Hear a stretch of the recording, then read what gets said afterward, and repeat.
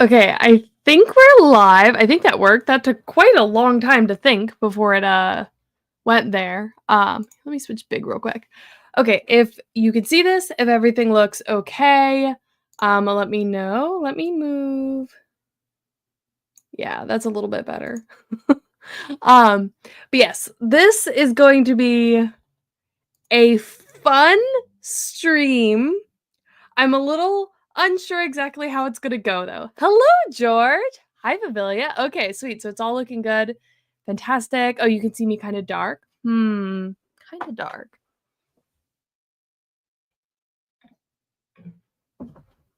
Maybe that helps. I don't know. Oh, wait, I don't have my second light on. That helps a little, maybe. Okay. Okay, great. Now I'm live. Fantastic. Okay, everybody. So here's what we're doing today. We are really going to start working on, we've started thinking about this a little bit last time, but the final spell ritual that has to be translated in this language for my book. And then from there, we sort of need to work backwards in how that translation process is going to work in the book, right? Because they need to be able to find all the pieces of the spell within other spells and within other texts. And they also need to have some experimenting that goes wrong. So, like, I'm a little unsure exactly how neat and tidy this process is going to be, but that is the goal. So if anyone is new, which I don't feel like we have anyone that's like new to this. But essentially we're working with the conlanged spell language that I've created for my book, and this spell language is used to talk to the spirits and get them to do things, right? So that's the vibe. And then the book I'm gonna write, or at least the first book I'm gonna write in this world, is gonna kind of be like a heist plot where the characters have to, do a thing, and doing that thing will require them to cast a very specific spell, potion combo, whatever, that will involve a lot of translation work throughout the book and shenanigans. So that's the idea. Hello, Aaron. Welcome. Okay, so I have is this the right one? Is this the right one? I'm not sure if this is the right one. We'll think this is the right layout. But I started taking notes, and I'm going to show these to you real quick. This is mostly going through my outline and trying to figure out what I need this to look like from a progression standpoint. So I took some notes of, why is scrolling being weird? Hold on. Okay. So I was taking some notes on the early translation process. You don't need to read this. Just to kind of figure out, okay, what stages do I need to be prepared for? And then I went through and jotted down all the other spells I had sort of mentioned in the book or the outline, both as things that I need to make sure I go back and actually like build those spells out. And also because these might be potential opportunities for places to find components of the final spell, is the idea, right? And then I started taking notes. Why is scrolling being such a pain? On what this process is going to kind of look like. And this is going to be, I'll try to go through this quickly. Most of this is going to be a repeat for those of you that were here, I think last time we were talking about this. But there's going to be a collection of grimoires that are going to have different spells in them. And if you recall, the way that this language is going to be portrayed in most of these grimoires is not necessarily going to be in their native language. Like people's individual spell books might be, but for the most part, all the original grimoires that they're learning all these spells from, that they're translating the spells out of, are in a sort of code language that was created by a secret society. So it's sort of a mix of I might get the words wrong, a logography and a syllabography and part alphabet, right? So some symbols might represent a single sound or character. They might represent a syllable, or they might represent like an entire word, is sort of the idea. And within each of these different books, that code system might be slightly different, right? Because they were maintained by individual like witches within the secret society. So they might have their own way of using that coding system that they understand, but there'd be a lot of shared stuff between the different witches in the society, if that makes sense, right? And so that's going to give us a bit of wiggle room here because obviously they're going to be starting to translate this like super secret grimoire, I've called it here. It'll have a real name. But the idea is this is the grimoire of the person who came up with the initial ritual, spell, whatever, to seal this temple that they need access to. And so they're going to be trying to understand that code system. So, like, step one, which I wrote over here, I don't know if you can see my cursor, is essentially going to be trying to find within that, and by understanding some of the symbols, spells they already know from other spell books, right? Like, they know these collections that they can be like, oh, I think this is this spell, but this symbol is different, or they use this symbol in this way instead. And then they can experiment to make sure that is actually the same spell, and then like go through that to kind of start to figure out what the exact symbols are. I think that makes sense as like a first step from a translation perspective, but if that sounds bad to anybody, let me know. And then let's see, what do I have? I know that I need to have like a matching morpheme symbol somewhere. That's going to be easy. They'll just need to be a similar spell in one of the witches, Ty's grimoire that's the same as in the final spell, which is fine, right? That's easy peasy. And then I know there needs to be a difference between a basic spell which unlocks something from a mechanical way and something that unlocks something from like a magically sealed way. So I'll need to have an initial locking spell that's different from like an unsealing type of unlocking spell. And then what's the other relevant points? Yeah, once they actually translate the final spell ritual, then they're still going to need to go through and come up with like how to actually undo it. You know what I mean? But they have to obviously understand it first. That's all fine. So then I started making notes on what we need to do. But real quick before I get into that, because I realized I didn't go through any of the beginning stuff. Just so people know, as a reminder, we have in less than a month the World Building Festival coming up, which is going to be really exciting. And actually, I think George is still in the chat, George of Conlanging, who is awesome. He is going to be one of the other hosts, I guess, hosting one of the streams within the festival. There's going to be a lot of fun stuff. Some of it will be conlanging focused. Some of it's going to be like other types of world building. It'll kind of all depend, but it's going to be very awesome. You should check it out. It's places. I don't know. I feel like I should probably post the link, but I feel like most people have already heard of it. But anyway, that's happening. Second thing is, once I get through all of this and we get all these spells locked down, I'm going to put this conlang aside for now. And then what we're going to work on next, which probably will be sometime in September after the festival, we're going to start working on a series of naming languages that are going to have a... Someone help me out with the right term here. It's not like diachronics or some diacritics. I don't know, but like we'll start with like a parent language and then make a bunch of like daughter naming languages that'll kind of have a little bit of a tree. That thing. If you are a patron, you would have already seen me talking about this in the world building streams for Pillar World, because we were figuring out where all the little clusters are going to be for the different languages. But I'll probably get started on that sometime in September. And Jake from Let's Have a Boba is going to be helping me out with that, because I have literally no idea how to do any of that. So that's my fun announcements of the day. I don't know if anyone else has anything that's coming up to mention. Throw that in the chat if you do. But yeah, that's my announcement time. I don't know. But anyway, back to my notes here. Oh, rainy day, didn't take the kids out. Yeah, that's always hard. My kids have been like running around a little bit like crazy today, but I got them to clean their room, so I'll count that as a win. But okay, so our spell here, right? I've broken it up into like what the requirements are for the original ritual spell and then what we're going to need to open it. And so I need there to be a combination of a potion and a spell needed to open this. And I know that it needs to be really, really strong because no one's been able to open it for hundreds of years.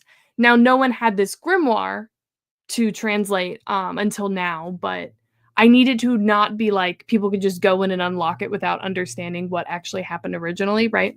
So what I think we need is I've expanded my definition of what like a ritual spell is in this, just to make this make more sense. But a ritual is going to be like a spell, except it's cast by a lot of witches, and it is, instead of telling the spirits to do something, it is changing the will or the desire of the spirits, right? Which is going to be the only way to have long-term effects that are like continuous, because typically like you tell a spirit to do something, that command is going to wear off, and then the spirit won't have to keep doing it, right? So like they're very limited amounts of time. So, but if you tell a spirit to say like, okay, like you're going to protect this area like it is a, I don't know, holy, wonderful place, then the spirits in general are going to be naturally inclined to protect it.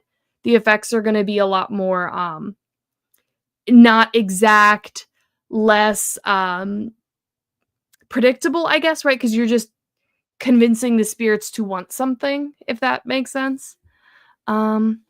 Is the potion a fuel, catalyst, or spellcaster itself in this combination? So it needs to be. It's not fuel. It could have some catalyst components, or I sort of imagine it being like the types of things you can do with a potion and with a spell are a little bit different. So I sort of imagine you just need both to affect different aspects of it, is sort of how I've been imagining it. But you can have potions with multiple effects to them, right? There's different ways of brewing them to either have the effects be additive or like separate and just combined, right? So it's possible to have multiple components where like maybe we have one that's more of a catalyst, and one that actually does something separately, but the separate effect that ties into it is sort of what I've been thinking here.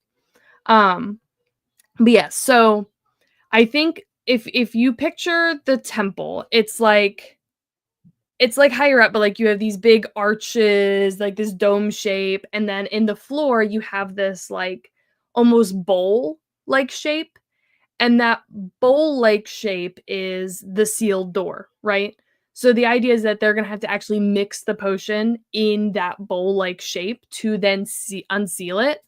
Um so it needs to be like fused, not just locked, but like actually fused to the floor, because they would probably already have like, okay, let's unlock something like potions and spells for that. But it would actually be fused. There would also probably be a locking mechanism in addition to that, like you can unlock it, or you can normally lock it, but then they fused it. And then the last effect that I've thought of, which we can come up with more, is that the spirits essentially damage anyone who tries to access or unlock this. So not only is it super hard to access, but anytime they do, like something will happen due to the spirits. Like they've blown up half the city before, they've caught the whole thing on fire, they've, right, like these huge disastrous effects if anyone tries to access it. So that's obviously going to be difficult to get around, but I think locking it, like just the base locking it, could be like the first thing they would have done, right? So we can come up with whatever that spell is going to be to actually lock the door. And we've come up with a few examples.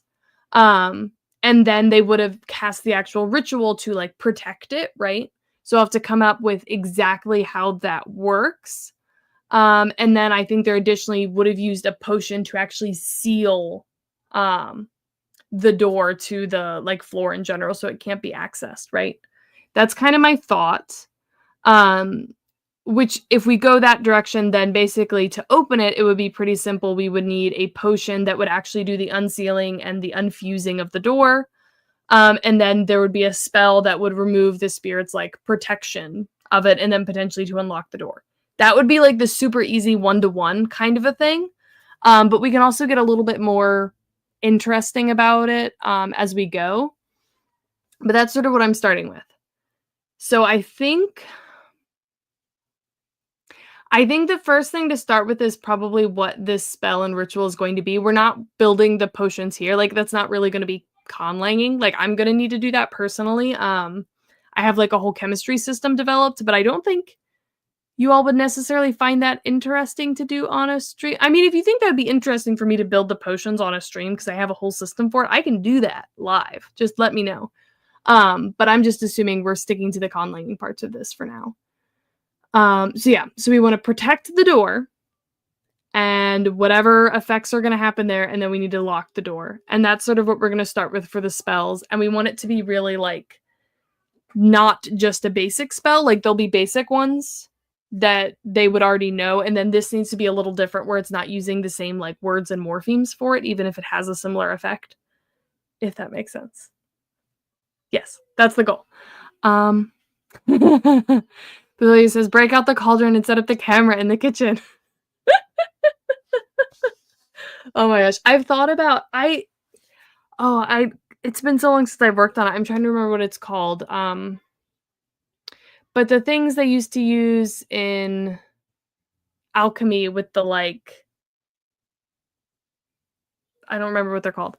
But yeah, we could not literally, but Greg votes for potion chemistry. All right. I mean, maybe we'll do that then. And I'll do that live when I get there. But let me switch screens. Share screen. I think this is what we want. Okay, so this is the grimoire we started working on for the Herb Witch, which just has some of the spells in it, which actually this may not be where we want to be because these are all... No, these aren't helpful. Hold on. Let me switch. Share screen to the... Here. Okay. This is the grammar document we've been working with, and we have some of the spells high level here. This is... No. I think I already moved it over, but the Witch's Household Spells and Potions is the one we already moved over. There's going to be like a basic list of spells that we can pull components from. An advanced spell book, great. Okay, I think this is the one. Yeah. The witch involved with sealing the temple. This is the one we want. Yeah, so we need to have... Let's do a whole, like... Do a separate note. But our steps here, if we remember, we need to actually lock the door. Which this could be simple, but I think it probably makes sense if it's, like, a little different. Maybe due to the nature of the locking mechanism. And then we need to have... Let me pull it up again. Ritual to tell the spirits the door is needs protecting, damage anyone who tries to access it, right? That sort of thing, right? And then we're going to need to do the reverse, which obviously the unlocking part at the end is going to be really simple. It'll just be reversing it, reversing this one.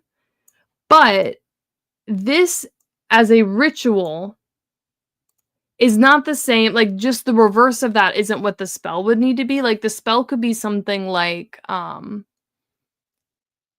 telling the spirits to not pay attention to what they're doing. It could be trying to...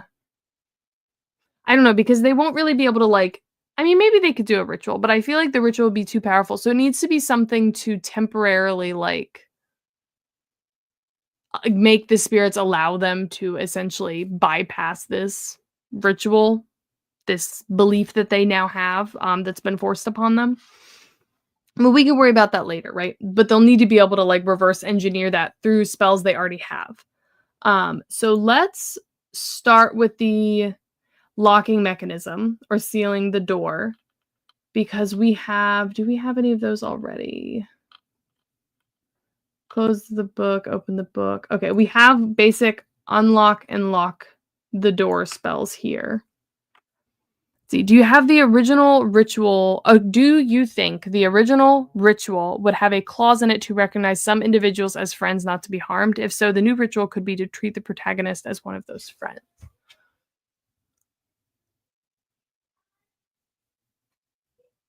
That's an interesting idea. So, to not get into the, like, super spoilers of what's actually happening, because I feel like this spoils a lot, and I'm trying not to actually spoil, like, the real plot, but the secret society who sealed this temple, if they did leave some sort of, like, back door to it, I guess, it would have had to be very tricky, because they definitely would not have wanted it opened, but I could see them wanting to leave the option for it. So I don't know if they would, like, I mean, I feel like making, like, a passcode would be kinda lame, right? Hello, Jake, welcome.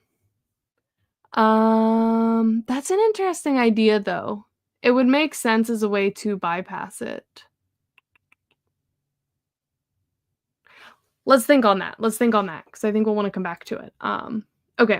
So we know locking and unlocking the door is this sort of a, let's see. Yeah, terminating passage would be, like, your most basic unlocking spell. So if we go back here, basic would be that. So other ways to do it could be to, let's see. The friend wouldn't necessarily have unlocked permissions. This would just allow the protagonist to approach without being harmed, so they could then follow through with the push unlock. Oh, I see, I see. Yeah, yeah, yeah. Like, yes, some way to recognize, like, safe people. Protecting anyone who's other than X. So we'd have to figure out how that would work and how they would mimic it. Could be someone named X, and they have to teach Spirit their name, because we came up with a mechanism for doing that. It could be some sort of descendant shenanigans. But, like, they all need to go there and do this at one time, so, like, it needs to allow them to basically trust the whole group. And I feel like them being a descendant wouldn't actually make sense. So it might need to be a name thing, and then they would basically lie to the spirit about what their name is. Which is sort of the equivalent of having, like, a passphrase, I guess. Maybe. Okay, anyway. So yes, open / terminate passage of the locker small barrier, right, would be the basic one. So the most simple application of that to this would be the same, other than it wouldn't be like a lock or a small barrier, because it's, like, essentially like a hole in the floor, so there might be some word for it, like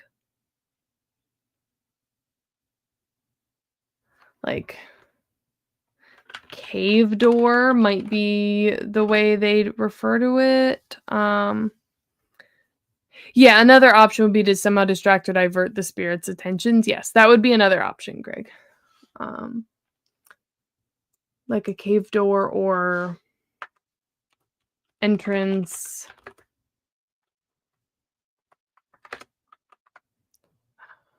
Terminate passage through stairwell, right? Something like that would be pretty basic.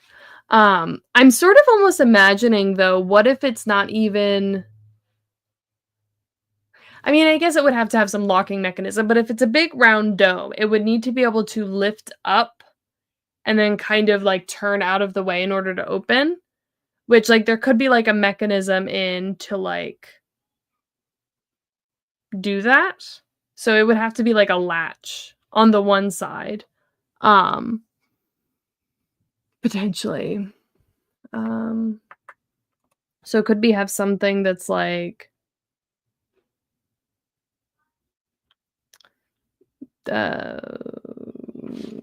It's just or latch kind of thing, right? Ty says, just popping in to see the craziness about to unfold. Also, the newsletter was exciting this month. Keep up the amazing momentum. Thank you. I am very excited about it. Very, very, very excited and very, very scared. If anyone's curious, he's talking about my last newsletter. I shared like what the blurb and like cover reveal teaser and stuff are going to be for my book when it goes up on pre-order in the beginning of September. Different book than the one we're working on here, obviously, because I have not written this one yet. The video says if the old ritual has that exception, it opens up the exploit. Even if the ritual says the spirit can only allow certain people, they would just need to convince the spirit not be that person in truth. Right. Yeah. Yeah, exactly. And so me? I don't know how to if I'm mispronouncing that and you want me to do it differently, let me know. And so me? Don't know the style, but it could also bloom like a flower. Oh, that's kind of interesting. Yeah, where it could be something that just like fully opens up like this, like where it's just like a bunch of like triangles sort of that kind of open. I like that idea. So could bloom like a flower, and that actually like that vibe's pretty hard. I like that. Lipamanka says, "Wow, this is a magical conlang. I made a video about this. Ooh, that's cool. I'll have to check that out." Yeah, magical conlang. We're doing spells. Okay. I do like the idea of blooming like a flower. Because then basically it's working on, it probably wouldn't necessarily need to have a way, like a physical way to open it, because it probably would all be done through casting spells, and then the spirits could like, blow it open or blow it shut or whatever. So it would mostly, like, how would they lock it then? I mean, the potion obviously is like sealing it all in place, where all these pieces of this stone would be like sealed and fused together. So there might not need to be a completely separate locking mechanism. It might just be like closing and opening. This. You could use raise instead of open. Yeah, I think that makes sense, because it's not like locking it isn't necessarily the thing, because like it can't naturally be opened without the spell to tell the spirits to do it. Like you can't physically open it, at least not easily. So I do like that. So raise. We could literally tell it to like. Okay, if we wanted to be weird and go with it, which let me know if this sounds weird, but what if we had something that like to open it is something to like we're telling it to bloom. The stone flower would be our compound there. So we'd be telling it to bloom. And then we have to build out how to actually do it. But like, what if we actually told it to bloom or close the bloom, right? Like that would be kind of interesting and different. Would be the alternate. Yeah, the sealing could be done through magic. Yes. The actual fusing will be potion. Is this magical language using English as a framework? No. So this is which we'll go through this in a second, but let me scroll up. This is like a full like conlang type thing I've done. It's like a polysynthetic language that is fairly English like. Let me find. Ignore the crazy scrolling. I feel like I have a section with some example spells. No. Yeah, so like example, in order to say like to the spirits, like we are commanding you to, right? That's essentially speaker imperative, the third degree, which translates to amaiwan, is how you would say it in the language. And then in order to actually then command a spirit to say something, like for example, to create fire, this is the gloss of it, and it's imvash amai vlidu, for example. So it's very un-English-like. We're just kind of working with the gloss side of it, and then we're going to go through and actually figure out the full translation and glosses of the spells. Yes, polysynthesis, exactly. Where were we? No, that's the glossary. Okay. Okay. It's weird, but good weird. You like it. Oh, I was talking about the lexicon, though, not the grammar. I'm interested in that. So, I mean, a lot of the words are, I don't know. I'm not entirely sure. I mean, there are similar nouns, but a lot of them are compounded. Like they don't have exact words for a lot of non-natural things, and those have to be built through like weird constructions, or not constructions, compounds. So like their way to reference a city is actually compounded place great place of many containers, I think is something like that, is what it kind of roughly translates to. Like many containers, large, whatever, and that's like a city, right? And a building is like a big container, essentially. Um, or big home kind of vibe. At least for how they've done it. Mythical algorithm pool looks cool. Thank you. It reminds me of neologisms in Dakota. I have no idea what that is, but if you want to send me like, I mean, I can always just look into that later. I am, for anyone who's new, because I'm seeing a lot of new faces right now, I know nothing about conlanging. I mean, obviously I'm learning enough to do some of this, but I'm very much an infant, and this is like the first conlanging stuff I've done. So just, if it's not explicitly in here, I probably have no idea what it is. But okay, yes, I like this idea of opening and like closing the bloom essentially of the stone flower. So I think we should probably build that out. Let's like fully build out that component, and then we'll come back to it. So let's start with the verb.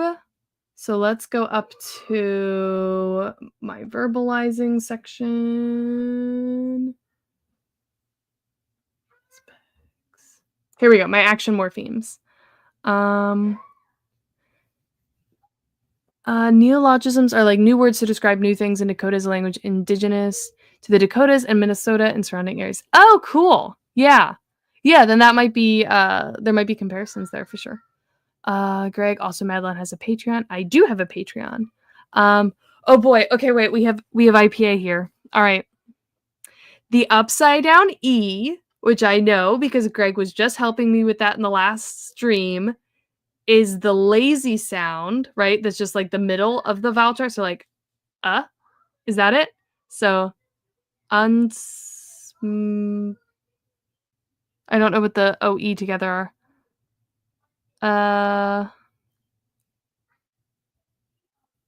Ansmo?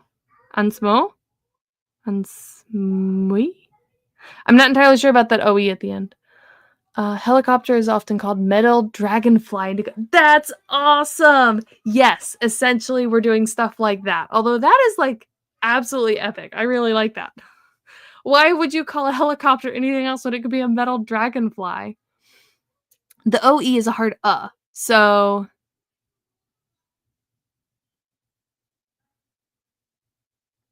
and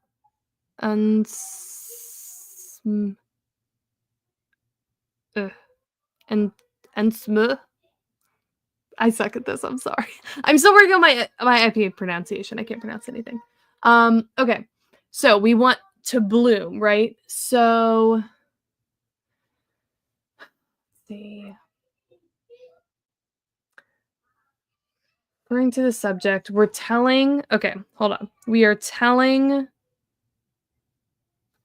They are the subject. Okay, no. So we don't want to use reflexive here. I don't think instrumentive would work. To cause blooming? Could that be? Oh wait, hold on. Hold on, there's so many. Okay, people are really helping me out here. Okay. Alexander's right, so but with rounded lips, so explaining how to pronounce IPA is hard without demonstrations. Yes. I mean, yep, because you nailed the pronunciation. Oh, sweet. Like and et, but rounding your lips. Okay. Okay, cool. Thank you, everybody. Okay. One day I'm gonna be good with IPA. I think that's the one, yeah. Causative makes sense for cause the stone flower to bloom. Yeah. So to cause a bloom, meaning blooming. So we'll need to make a word for bloom. And it would specifically be like a flower bloom. There would probably be a very specific word for that. So we went causative, which is do. So let's go back down for a minute. Whoa. Yeah. So cause, flower bloom. And this will be do. Thank you, Greg. I'm proud of me too for remembering it. It did help. It did really help. Okay. So cause the flower to bloom. And we could include the proximal, right? Proximal being like this that I'm touching or this that I'm referencing, which would be really obvious in the moment. So, yeah. So we're going to need a word for flower bloom. We're going to need a word for flower, which will be different than flower bloom. Although, maybe it would be like stone petals. Make the stone petals bloom.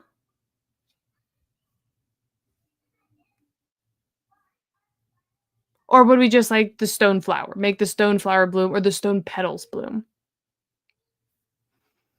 The word schwa actually comes from like medieval biblical Hebrew analysis. Oh, interesting. Okay. I think flower makes sense here. Okay, so back to stone flower. So we'll need to make a word for flower bloom as a specific word, right? Because it's natural, so they'll have more specific words for it. A word for stone and a word for flower. And that will be all we'll need for this. So this would essentially be what it's going to be used for is open flower door. That sounds really weird, but insert row below, close flower door. Like this. And then we'll have to figure out how to close it because it wouldn't be bloom. Because it's moving as a unit, yeah. With you talking about the door blooming open, are you imagining the entry to go downward into the ground or more so leading into a hallway? Just wondering about the door's orientation. So the way I'm picturing it, right, because it is like a bowl shape, right? So the petals are all like these little triangles. And I'm imagining it opening all the way up this way and then revealing like a spiral staircase down into the like bowels of the temple, right? If that makes sense. Because then they'll have to and do all their stuff. You should make the word for door also mean something else. That would be pretty cool. That is true. Sweet. Okay. Yeah. I mean, I don't know if we actually need the word for door here. Like it's not actually going to be in here. Unless we wanted to have that all combined, like make it a full compound of like the stone flower door. Because we could do that, right? To be really specific. And then we could come up with the word for door. We can always remove it afterwards if we think it's too much. Door. And then we'll need the word for door, which, yes, it would probably as actually mean something like, what did we call it before? Like a barrier? Yeah, like a barrier type of thing. Yeah, small barrier. Yeah. Small barrier is essentially what we've used before. So large barrier would already be a different word. Oh boy, hold on. Okay, there we go. All right. God, my kids are being so loud. Okay, so then for closing it, we don't necessarily want to say to terminate or destroy the bloom, right? I feel like that's not the right terminology there. I wonder if there'd be a way to say like reverse the bloom. Yeah, like going dormant, something like that, like reversing the blooming. 'Cause, like, that wouldn't be a natural thing for a flower to do, right? Like, you would expect the petals to fall off would be, like, the next stage, right? Of destroying the bloom would be the petals would fall off. Um, I mean, we could just say, like, close the bloom. I do like the idea of it going, like, dormant, like, putting it to sleep. Yeah, and there'd probably be a really specific term for that.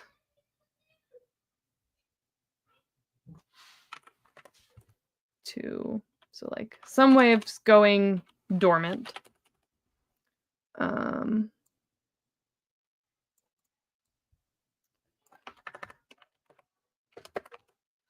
let's see. Oh, I think there are flowers that close at certain times of the day. That's a good point, actually. But that could be part of the issues with translating it if the reverse as a prefix is a lost one. Yeah, so reversing isn't so there's a way to negate things, but that's not really what we'd be looking for here specifically. We'll have to specify putting plants to sleep instead of what let's see if there's a term for that. Like what is the term? Let's see. What is the term for flowers closing that close at certain times of the day? Because I bet there's like an actual word for that. Ni Nyctinasty? Nyctinasty is the circadian rhythm-based nastic movement of higher plants in response to the onset of darkness or plant sleeping. Okay, okay. Wow. Okay, yeah, that's what we want. Wow. That's cool. Okay, okay. So there'd be a word that essentially is going to mean like um plant sleeping, aka nyctinasty, that type of thing. Yeah. Okay. So plant sleep. And this would be what type of spell would that be? I mean, it could just be cause plant sleep, right? I feel like that's the basic one. How does this language conceptualize sleep? That could be really fun to play around with. I don't know if I have anything super specific for that right now. Like what the words actually mean, right? Like people won't actually ever know, right? It's just whether or not I have consistent terminology for concepts. So let's start with that, and we'll come back to it when we're actually building out the specifics, but I think that works for closing the flower door. I really like that term, like having a very specific term for that. Because it would be different because they do have spells of like making people go to sleep, or at least I know they have a potion that does that. So, not that they would know what that is in the language, obviously, because but still, it's interesting to have a different concept for that because they could totally mess up if they tried to cast that spell on a person, right? Like, what would the spirits even do if we're like, make this like plant like sleep, but it's like a person? Like, what would they do, Okay, so that makes sense there. So that covers the mechanism part. Um, yeah, yeah. I do like it, yeah. Okay, so let's go on to the ritual aspect of it. So the first step is, do I want anything inherent in the nature of a spell that makes it a ritual versus a spell? Because if you remember, the way to have a spell, it's essentially an imperative, right? Where you're telling the spirit to do something, right? With varying degrees of intensity to make them then fulfill your action that you've told them to. But the nature here of a ritual now is going to be more like making a spirit want something, right? Which I feel like might be something a little bit different, right? Because where is our spells? So I feel like we would almost need something different than the imperative here to make them want something, right? Um, like almost another version of these spells, which would mean we need to expand the language slightly. Because our imperative, I think that's just a marker. Yeah, our markers. So imperative is a mood, right? So we want a mood. Grammatical. I think it's a mood for want or desire. What about a subjunctive mood? It often appears with verbs like wish, suggest, or be, and is used to express things that are not necessarily factual or are contrary to reality. I don't know if that's what we want. Subjunctive.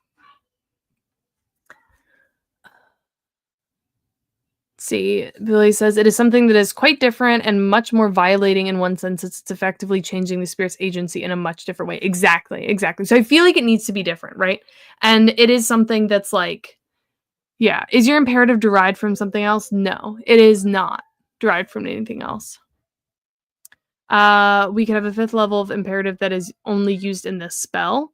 I feel like I would want it to be. It would essentially work that way. I don't know if it would need the degrees. We'll have to see what we actually choose for it, but I feel like I'd want to make it a different marker just because I feel like the soul of it feels very different. To me, when you're saying wanting, would you have to go further than verbal components and offer up material possessions as well? No. So the spells don't work like that because essentially this language was originally created by the goddesses to control the spirits, right? And so this you could sort of think of the spirits as like the winds or like the guardians of nature, right? So typically you would think that the rituals would sort of be how those goddesses like initially taught the spirits how to care for the world, right? And that's kind of where those would be originating. Um a 5th level of imperative could work. One translation to we make you want to. That's a concept too. Force you to. It's so strong that we make you want to.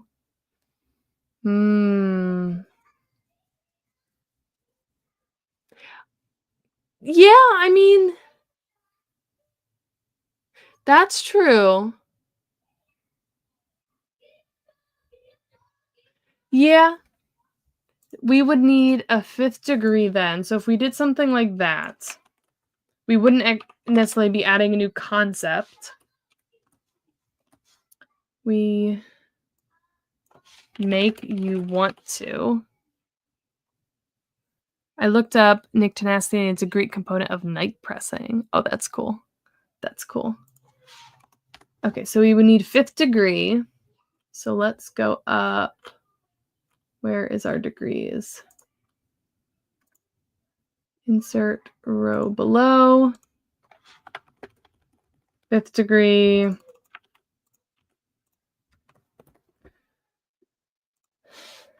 Force. And desire. That just sounds so creepy. But I mean, it should feel creepy, right? Like it's, you know? Okay. So we have wa, wan, cha, my cha, my cha. So we need to think about, I feel like the basic, like that would be a natural progression. But I feel like it would need to be significantly more different.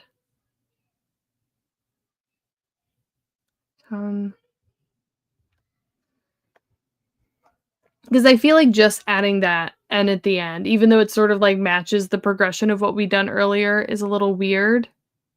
Needs to be difficult to pronounce. That's an option too. I'm trying to decide whether or not I need to bring up the code to start generating some options here, but because essentially, like I know that A isn't in the earlier forms, I'll remove it because it's not part of just the base imperative, but it'd be like amai.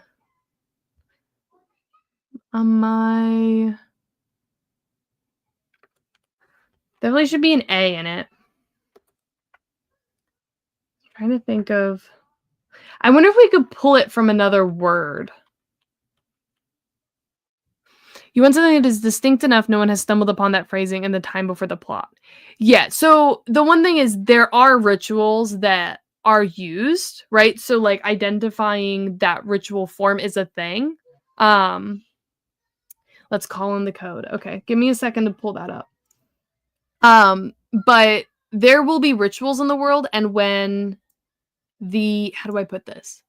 When the spells itself were lost to people, right? Because the secret society disappeared essentially. The like almost religious group, like you could think of it like the religious branch of the bureaucracy or whatever. They continued doing rituals, but the rituals were not necessarily effective or doing anything, right? So like they might have a few that are real rituals that they are probably not actually powerful enough to like make them happen anyway, but it's like, like bringing the rains or like things that you'd expect like a more ancient government to be doing. I think this sounds like it fits your construction, but you could perhaps, for a less intrusive thing, phrase it as, do you want to X or you want to X, right? So the question is, do I want this to be...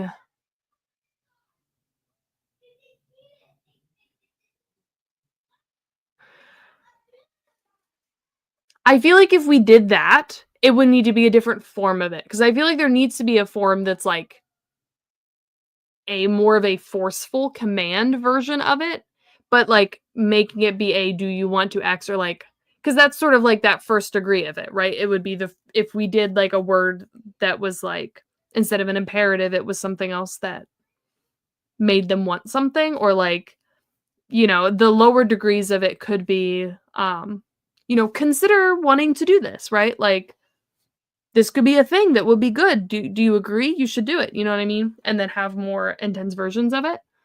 Okay, let's switch you over to the code. Okay. So, where's my spell language main? What do we have right now? Random affixes.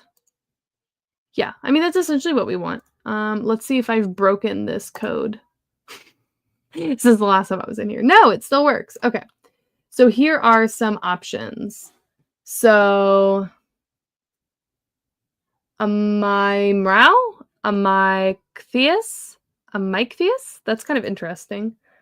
Amaidia, Amaidia? That has a nice ring to it. Amaitlio, Amaishoi, Amaivau, Amaivuv, no. Amaikra, I'm Amaikli, Amaithwal, Amaithwal. That one might be a little too weird. Amaishlau. I feel like this is probably too small for y'all to read. Jake says there are also levels of context which would come into play because in higher context cultures, a lot of suggestions function as mild commands. Yeah, that's true. I mean, there could be multiple versions of this, like degrees of it.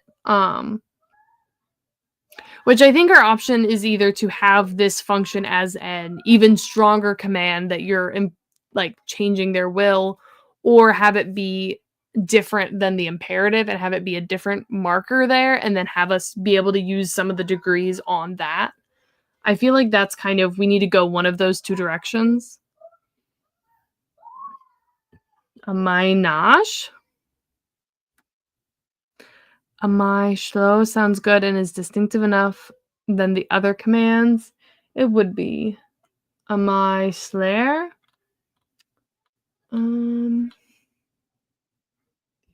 I don't know why I like a my dia so much. But I do really like it. But I could also just save this for something else. You know what I mean? Am I dia? Am I schlau? Schlau. Am I schlau? Am I dia?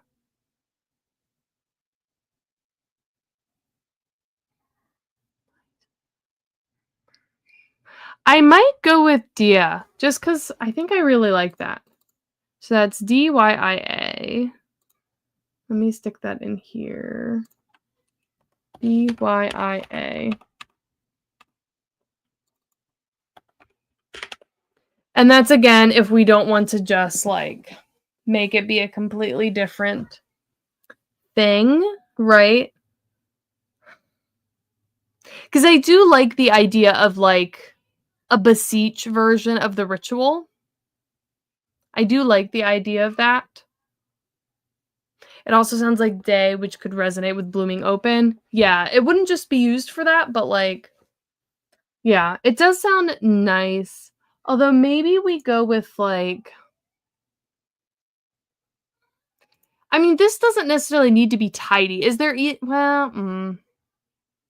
no, because technically with how we built the language, the intensifiers aren't just limited to being on the imperative, right? In theory, they could be on other. I think it needs to be a different form. I think it needs to be a different form so that we can do.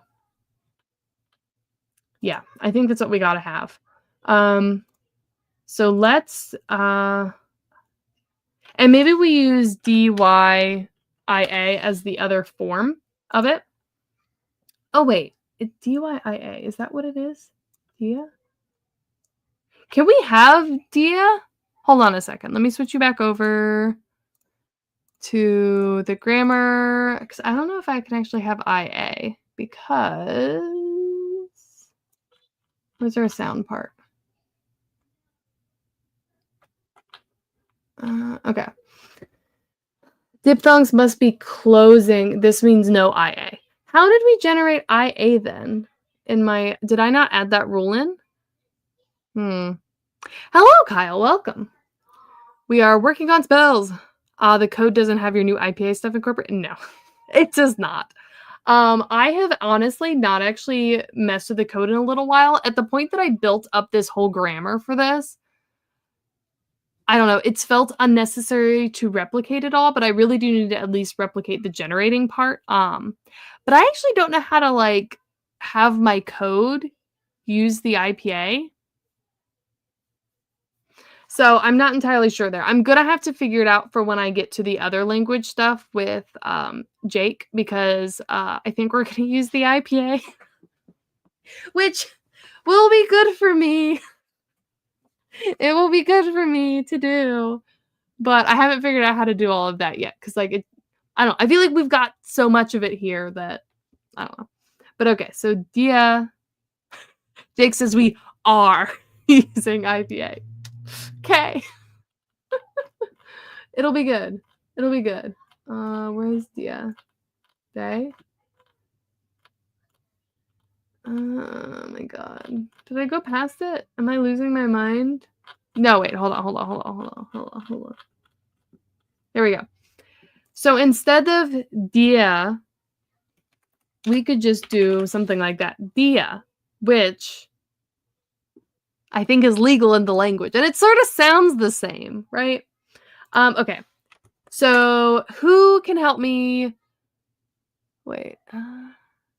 Code and IPA. The IPA symbols are simply Unicode symbols. I have to figure out how to do it, though. Can't learn until you practice. True. Jake says, this is you graduating to toddler conlanger status. Not yet, though. Not until we actually start the next thing. Then I will consider myself a toddler conlanger instead of an infant conlanger. Okay. I need something different than the imperative. I like the idea. Let's see. Oh, what about optative? The optative is a grammatical mood that indicates a wish or hope regarding a given action. What about that? What if we go with these would be like, they're not moods, but like we're sort of using them like that, even they're just markers, but like marker for wishing or hoping for a given action, right? And that could be optative. What do we think of that? Optative. I kind of like it. And then it can be opt. And then what we would have, if we go up, we'd get rid of this. Delete row. Modal markers, is that sort of what these are?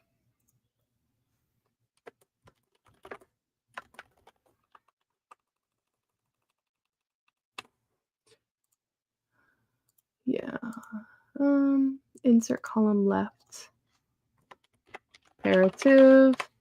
Optative. Yeah, and this is sort of, I think this is messy. Oh, gross. Okay. Yeah, okay.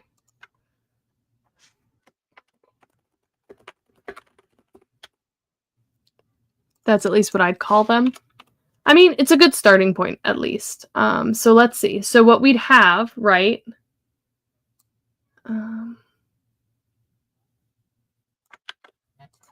So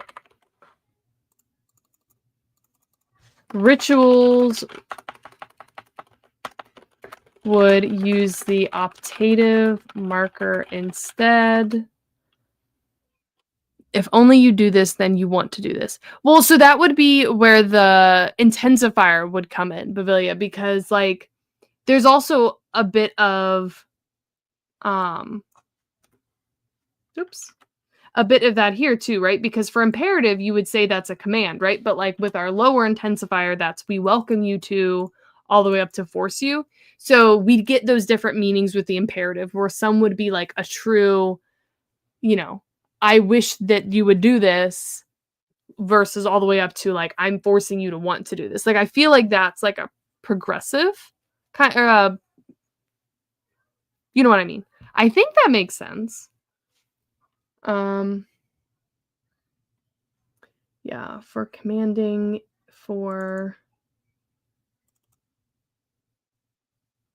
commanding isn't the right word, but for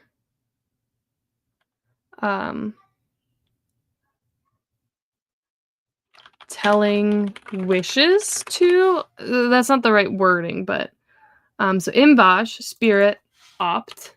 So o imva, and then imperative. What is this? Na tha? I have no idea what that is.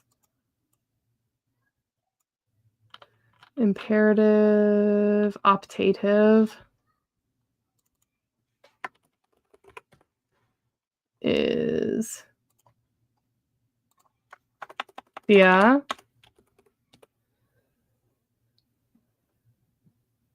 Okay. I think we're at least sort of on board. So, my would be dia. My. And I don't know if there needs to be that many, like, different versions of the intensifiers here. Or at least maybe they don't use them all, like, dia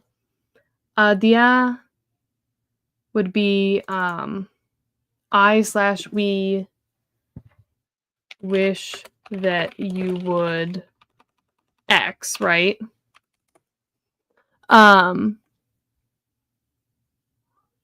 I/we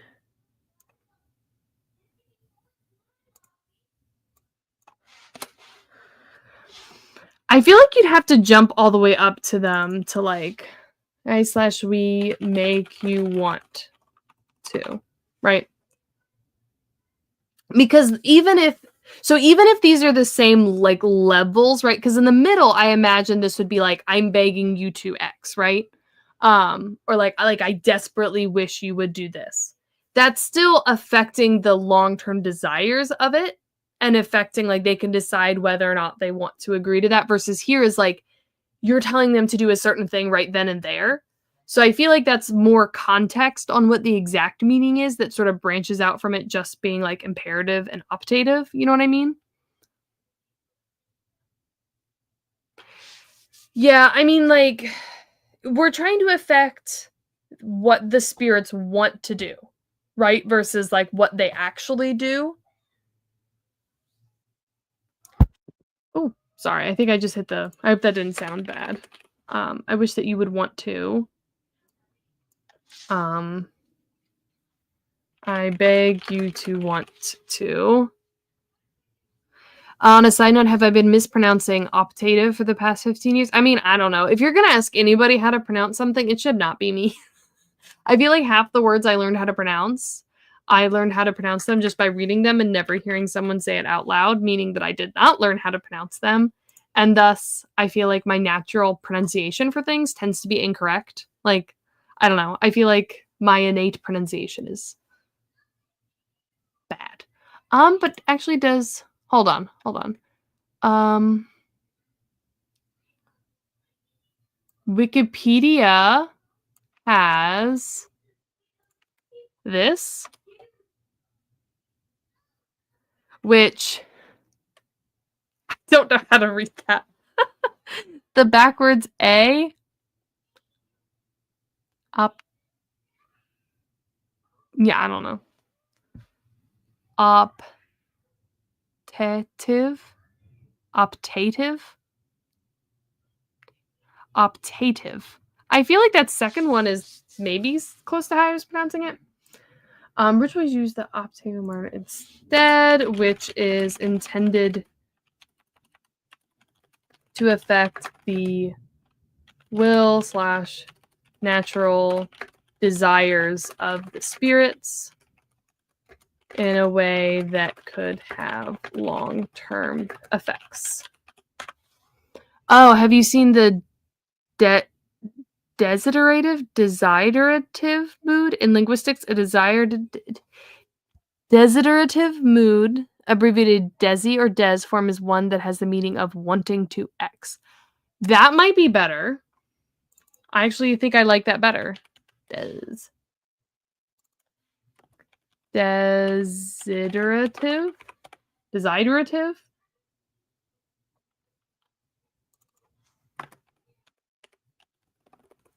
Marker for wanting a given action.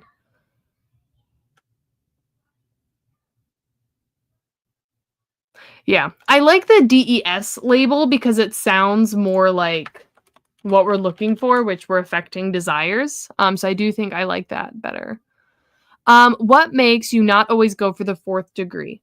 So there's sort of like matrix isn't the right word, but when you're commanding a spirit, if say you okay, this is getting into the magic system a little bit. But there are different levels of spirits, right? Where they have different strengths. So if you think of the spirits as like winds, where you could have a wind that like that wind is like the one that brings the monsoons, or it could be like this is the wind that controls like the mountain valley breeze in this very specific valley, or this is the breeze that like blows up off the coast along this one beach, right? Like there's different scales here, right?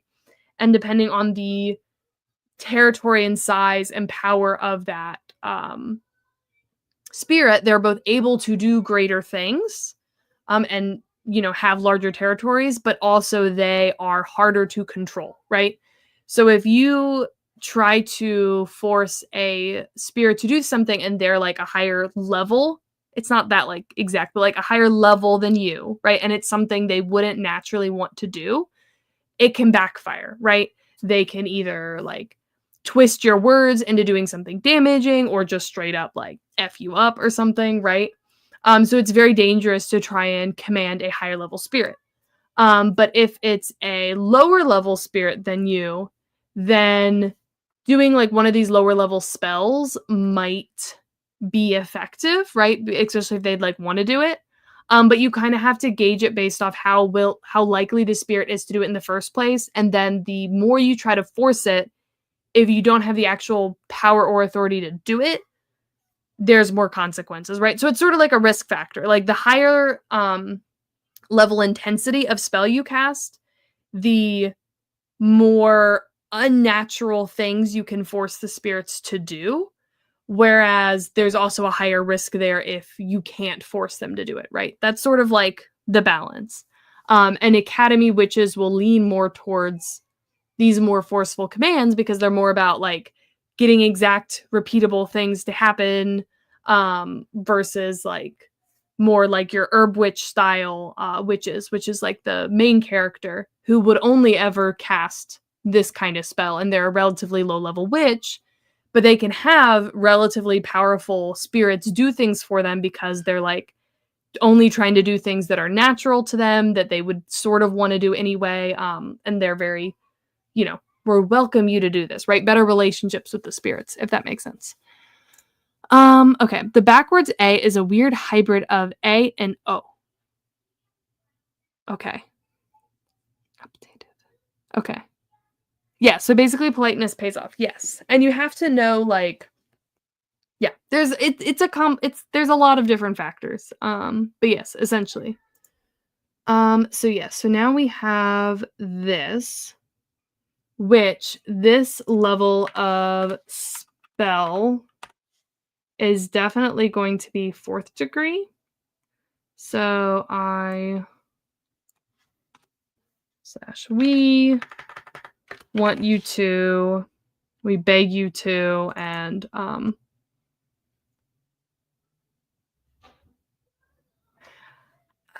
feel like convince you to, or like try to convince you to want to, is sort of, if that makes sense. Ish. Okay, but so that's the basic part of our spell. So I feel like that. Yeah. So then let's come back down here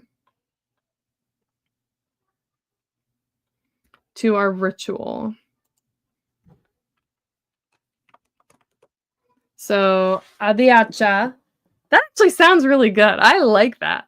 As the first part of the ritual. So we'll need the spirit's name, the vocative, and then, right, that. Make you interested in, going to make you need to. Oh, actually.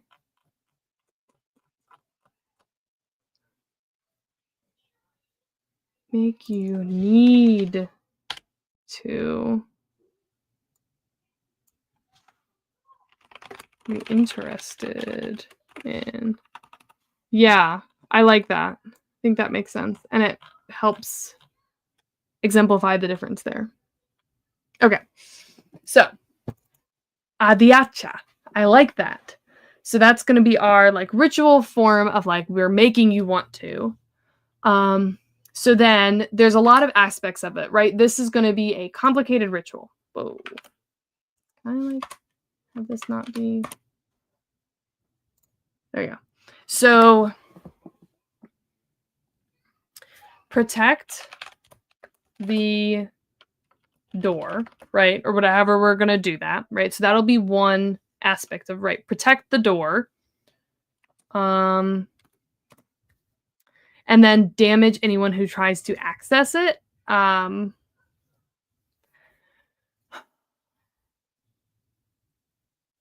So if this, then this. So clausally,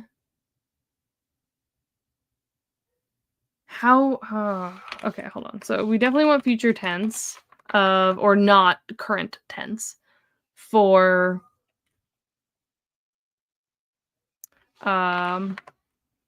people. We'll get the right pronoun there. That'll probably be the non-number specific animate pronoun. So people's, whatever, try to access open, seek passage, something like that. Seek passage to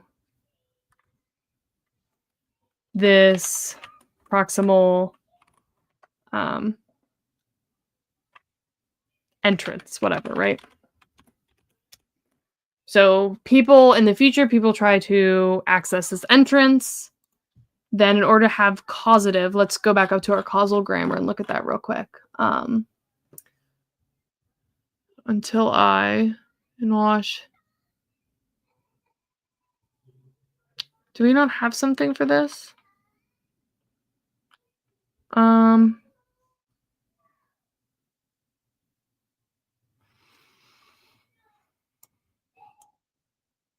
I clean the house and then I start washing the dog, but we want an if, then this. So we want a conditional. I cleaned the house, resulting in the dog being washed. Or, no, it's not additive, but I wash it off. No, we want a conditional, which I feel like that's just subordinate. I was thinking it'd be like this. Until I wash the dog. Clean the house until I wash the dog.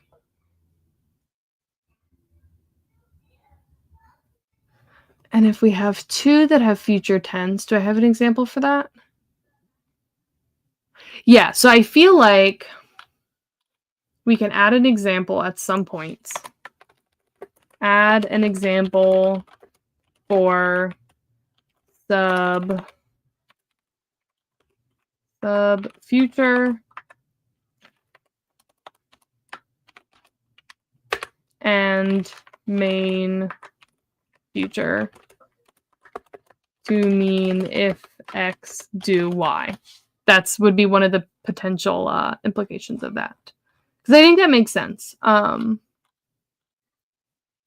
So future here, that would be our main verb.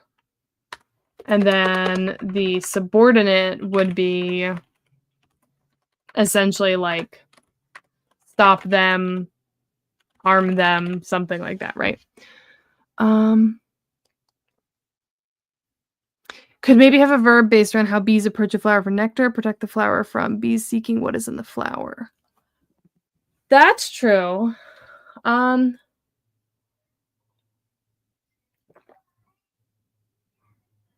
that would definitely be harder to... I'm not sure how we would have them learn that, though, is the only problem with that. Because I need them to be able to pick up these pieces from other spells. And that would be an odd one for them to pick up.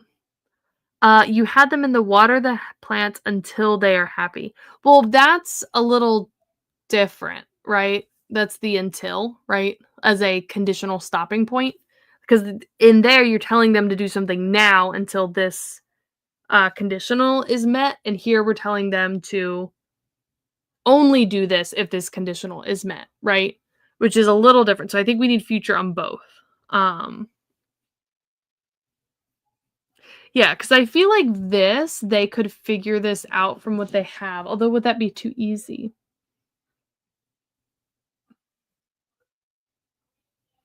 Because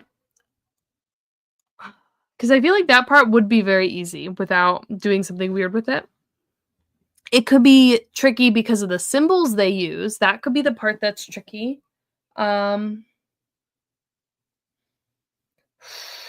Or we could do something about, like, bees seeking what is in the flower.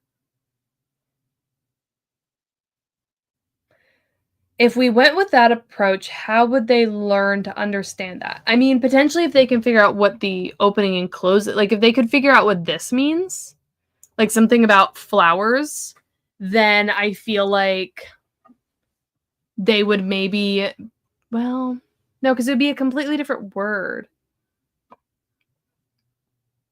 Do you need your protagonist to pick up the exact instructions of the original ritual, or do they just need to pick up a different ritual that counteracts the first? So, bare minimum, they need to be able to replicate the ritual in a smaller scale in order to test their potions, right? Because, like, kind of once they go to this temple, which is heavily guarded, they're going to have a limited amount of time and they're only going to have like one shot, right? So like they need to be able to practice and know that they're probably going to be able to open it. So I have in the outline that they would basically like take a small box and replicate the sealing ritual on this small box in a much smaller scale in order to try to practice getting the spell to unlock it and practice getting the potion correct to open it. But again, they can say a ritual without necessarily entirely understanding what it means. And then they'll need to be able to counteract it. So the parts that they'd absolutely have to understand. This isn't about opening the flower, though. This is an instruction to the spirit blocking them from approaching. Right. But I feel like they'd replicate that, right? Like whatever the ritual is, they are going to perform that ritual on a box as well with the spirits that are nearby, I guess. But even if they don't understand that part of it, like what it actually verbatim means, it would depend on if they'd be confident enough knowing that that's not going to be a problem. Because like if they can figure out the like this, right? The whatever this what's the word? Alternative is or oh gosh, what's the word? Yeah, the person's name, whatever, right? They would have to translate that in order to know how to counteract it entirely. But that would be the only part they would have to understand. But they wouldn't necessarily know that unless they understand the rest of this well enough. Now, they could just trial and error figure that out. But I feel like they'd want to get the gist of most of it, of what it's doing at least. Like, they'll need to be able to understand that, like, okay, like, the spirits are going to hurt anyone if they do something or other unless they're this person, right? And if they knew that, then they'd be able to be like, okay, well, if we just make the spirits think that we're this person, then hopefully that's all that we're going to need to do and it'll be fine, right? Yeah, this is about the spirit blocking them from approaching. So basically, it's an Indiana Jones scene where you substitute the statue with a weight. A little bit, right? Like, that's kind of the vibe of it. Okay. Yeah, so if we did, like...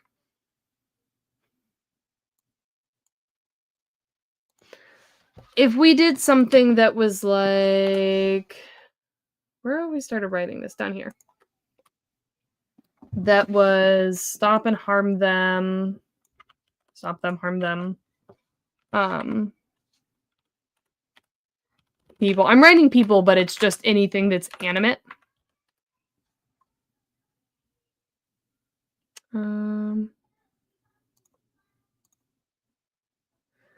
I think what we'd want is...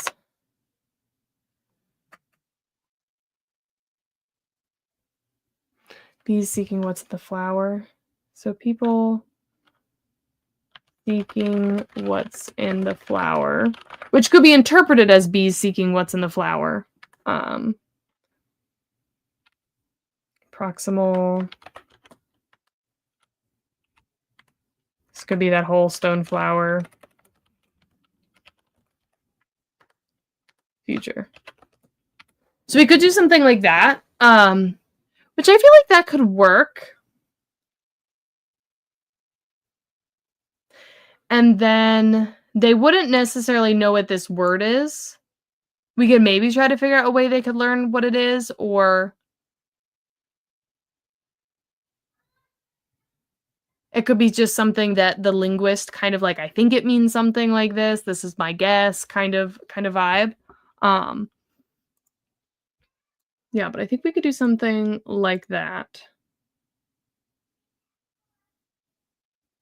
Yeah, the seeking what's in the flower could be a single word. Yeah, I think it would definitely be a single word. Like, I feel like that would be a unique concept. That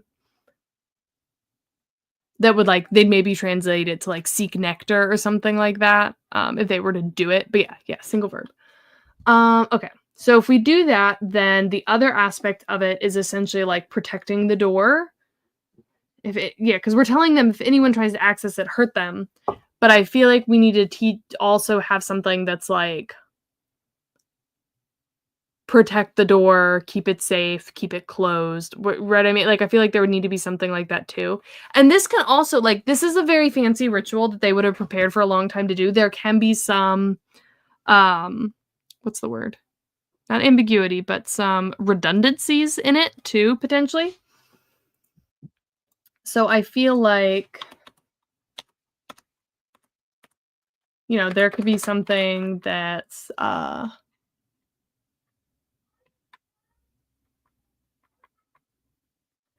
mean, I feel like protect,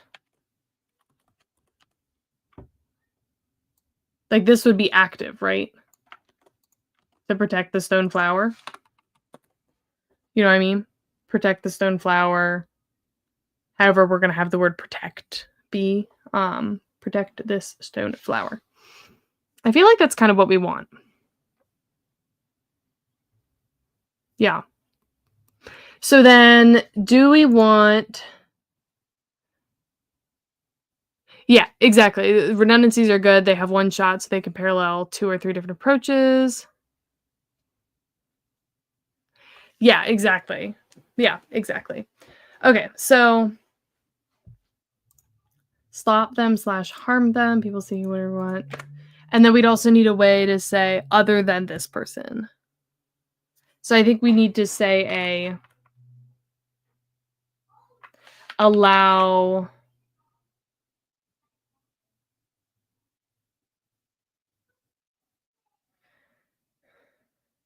To allow a specific person.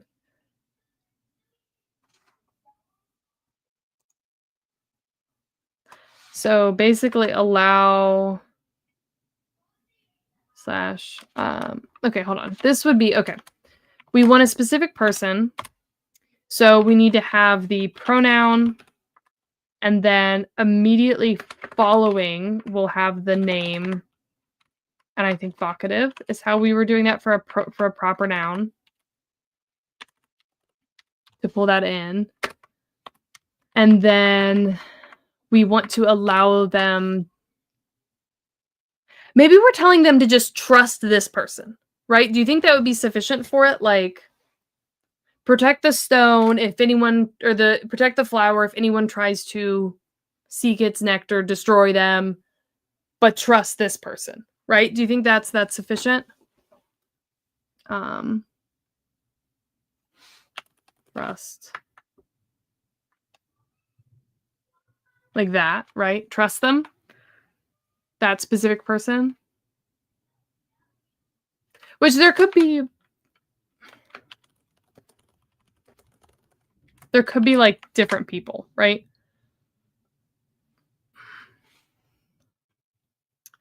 So another way, this person who goes by this name and bears this mark is a trusted friend.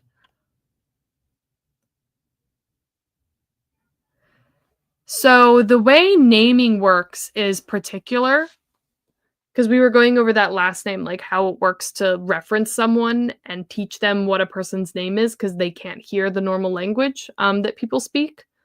So I feel like it would be sufficient to say the name, because that name has to explicitly be something that a witch has taught that spirit. You know what I mean? So I feel like the name would be sufficient. Trust this person seems to be a bit weak for such a grand project. Yeah.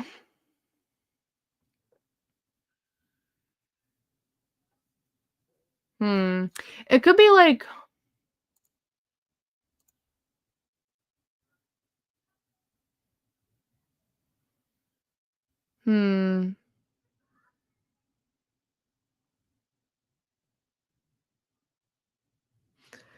Yeah. Trust could have an intensifier marker. That's true. That's true. This could be like a 3rd / 4th degree here.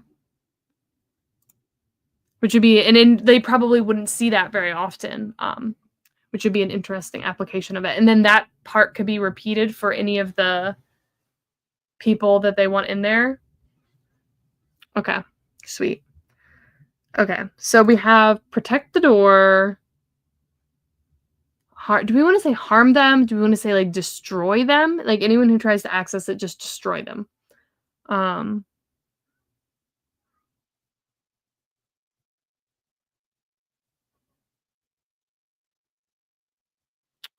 Because I know that I need this to have caused like a large portion of the city to essentially be blown up at some point, or like some sort of wave of like destruction.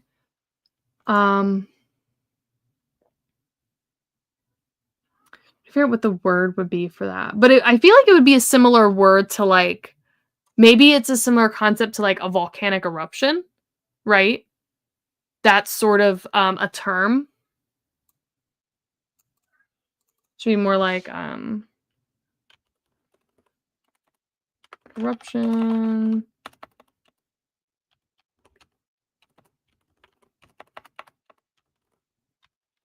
Like whatever like volcanic eruptions and plagues do, right? Like that level of destruction would be what we'd be talking about. So we would need a word for plague damage. That's sort of a concept, right? Maybe we'll go with the word blight instead. Yeah. So then we're going to need a word for trust, which I feel like that would be a base verb.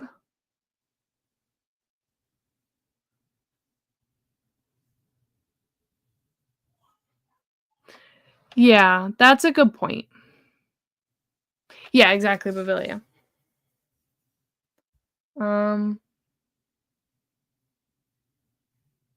Yeah. Which I feel like protect could also have an intensifier.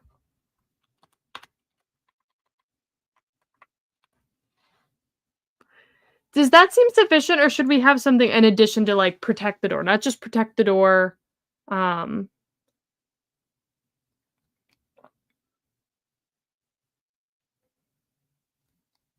like keep it safe, keep it alone, isolate the door.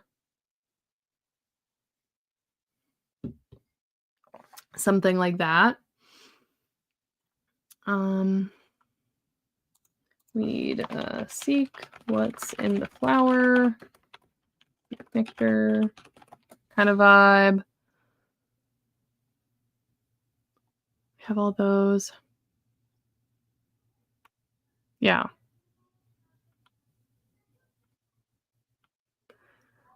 Yeah, so do not allow the door to open. Do not allow. Keep the door, being stoneflower here, from blooming. Which would means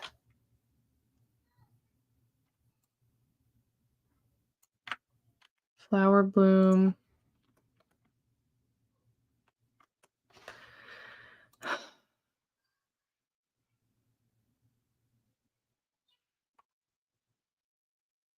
Not bloom. I feel like here you could almost use terminate blooming, right? Like keeping it from blooming.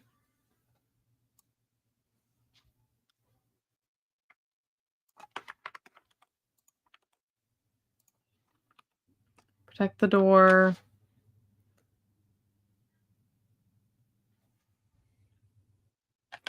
Keep bees away from the door.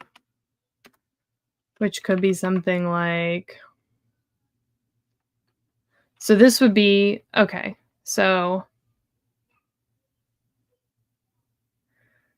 them would be the pronoun essentially. And then we want to keep them away. What's the word for that?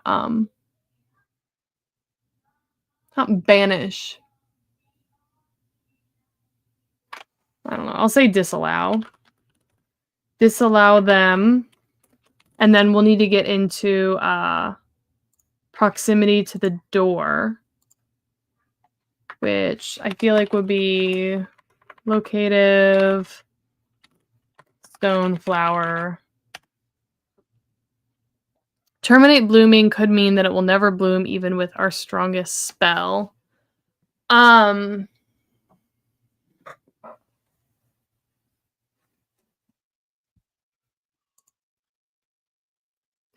If we add a pronoun here, it would say keep them from blooming the flower, or like, yeah, I feel like that would essentially translate into the right thing, like keep them from blooming the flower, and then later we have that disallowance, right?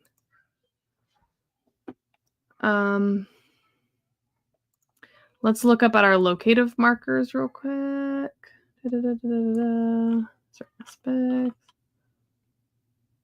No, I don't think we need those here. I don't think that's necessary. Okay. Round. Could go with around. Towards.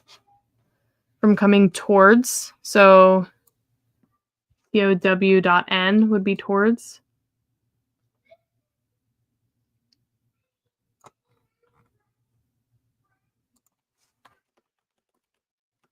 So disallow them. Disallow them. Bees away from the door. Disallow them moving towards the stone flower. Yeah. Yeah, I think this makes sense. Okay. So we need a word for like to disallow or prevent. I guess prevent might be a better word.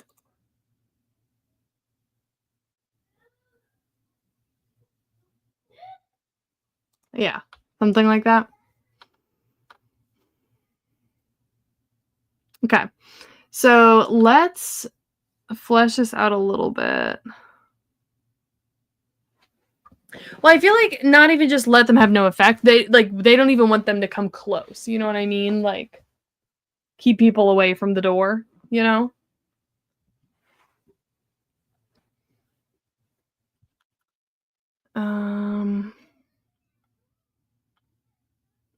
Okay. So we could start coming up with some words for this. So I do think we want to do that. Have this. Yeah, okay. So, protect. I don't think we have a word for protect. Oh, we do. Safety, protection, or guard. We do have a word for protect. NYAI.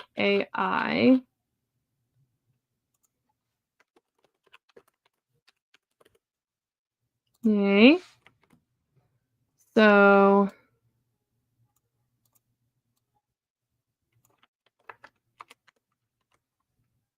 and then third or fourth degree would be, let's go look at that real quick.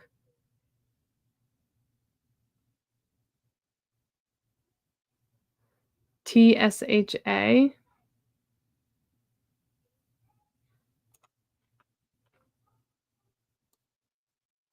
TSHA would be fourth degree.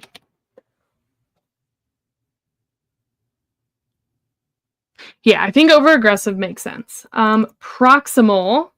Let's look that up real quick. Proximal.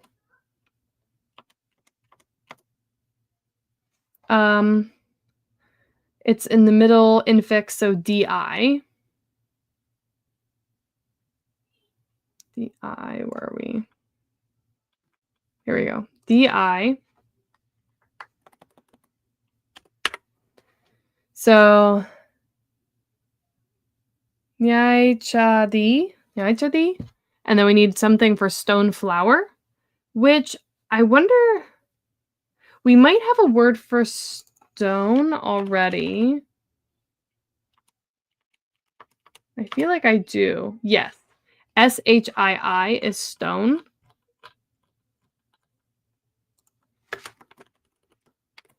Do we have a word for flower?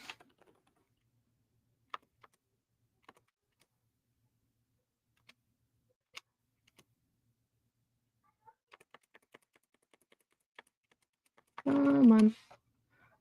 Do we have a word for flower? We do not. Okay, so we definitely actually need to come up with a word for flower. Okay. So, T, and then flower. What about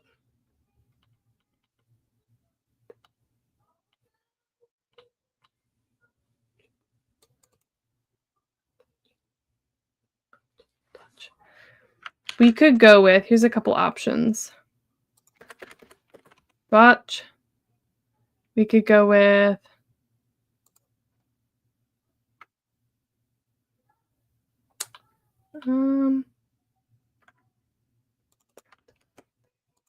we could go with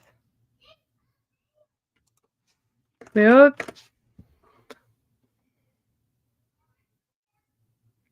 Oh, you think it would be blossom? Ooh, I like that. Yeah. Blossom. Mm-hmm.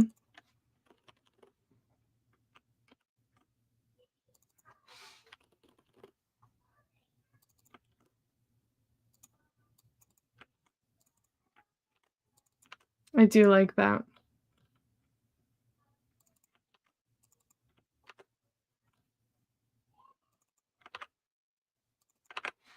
Yeah, I like that. Okay, so to be Skiflot for blossom. I don't know. True. Draw. DRA. Shidra as blossom is actually really nice. Let's see if DRA is something already. Nope. Okay, so I like that for blossom. DRA. So stone blossom DRA. So Nyaicha di Shidra would be protect the stone blossom. Okay, so then here we have stone blossom. We have proximal. And then we need terminative and them pronouns. So terminative, just search it.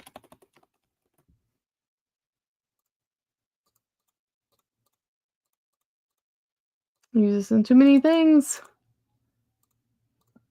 Okay, FAU. FAU is terminative.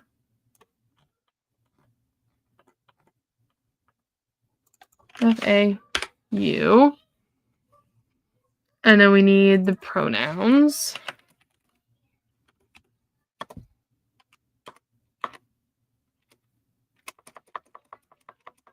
I want the table.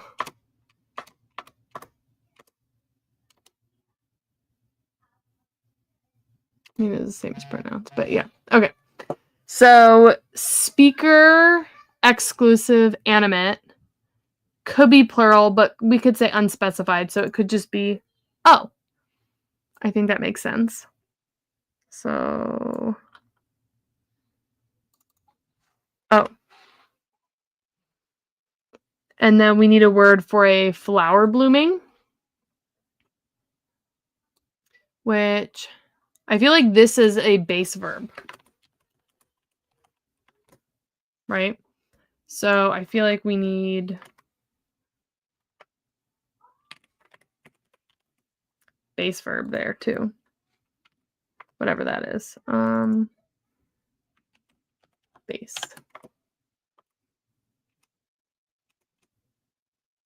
Base verbalizing suffix. It's going in the middle. What is it following? We don't know what it's following yet. So let's see. Xiao, Syao, Xiao, or Vosh, Vosh, Voash. I kind of like that. Voash, Voash. Boash.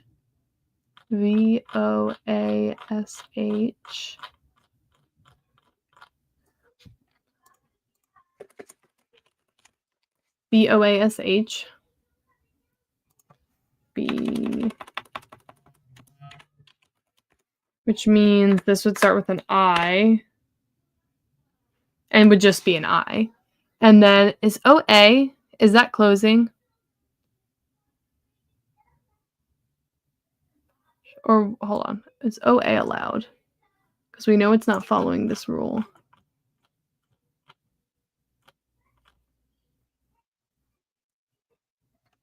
O A. So no, we can't have OA. It would have to be AO. So I'll have to change that. I feel like I'm scrolling up and down a lot.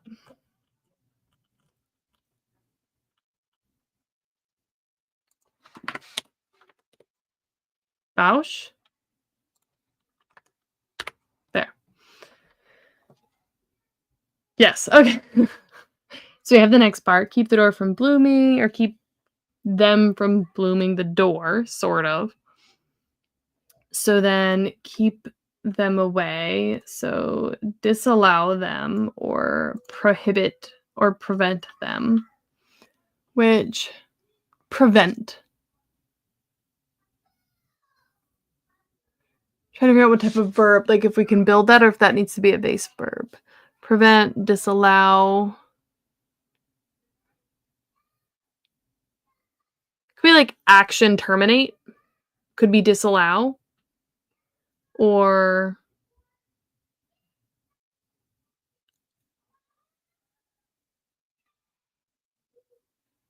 I feel like action terminate might make sense.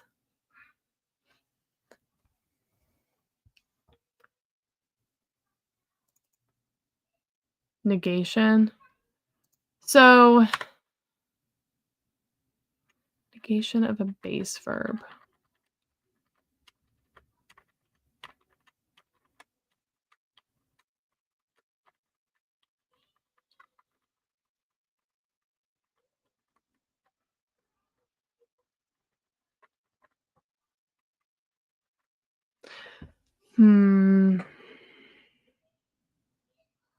Yeah. All right, so if we did that, okay. Allow / permits as the base verb would be, let's let me run my generator again, see if we get anything interesting.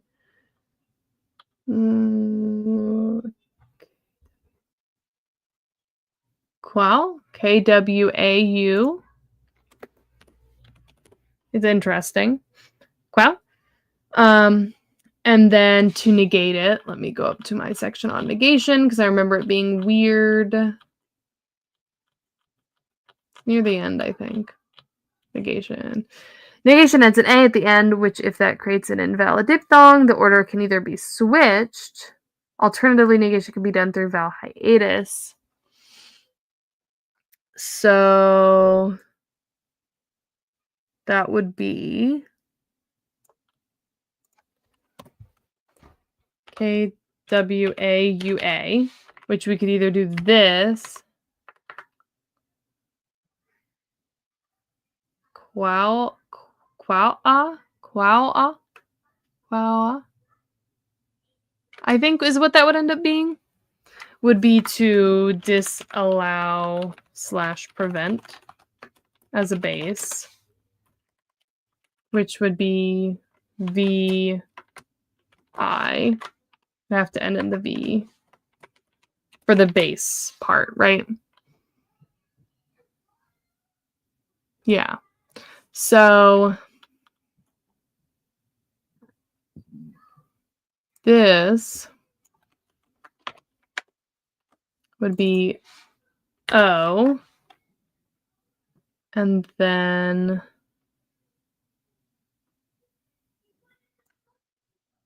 this.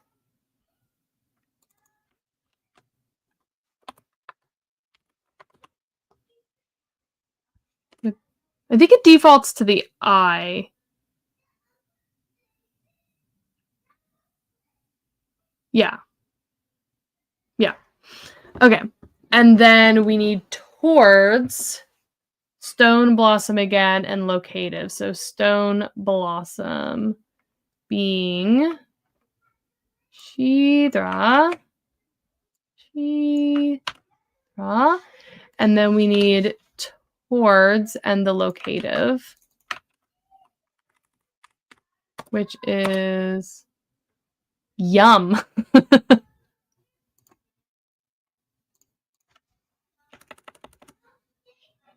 Yum. And then the locative / lative marker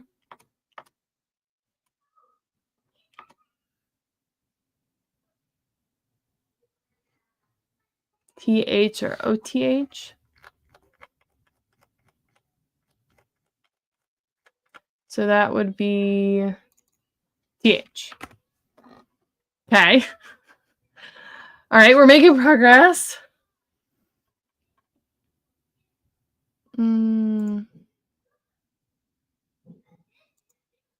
Okay. So is there an allative case, or does the locative itself identify movement towards? So the locative case can be used for locative or lative. It works for both. There's different sets of markers for specifying it. So like there's specific like different ones, but they use the same case marker. Okay. So we want the word for, I'll just simplify it to eruption here. Future, eruption, future.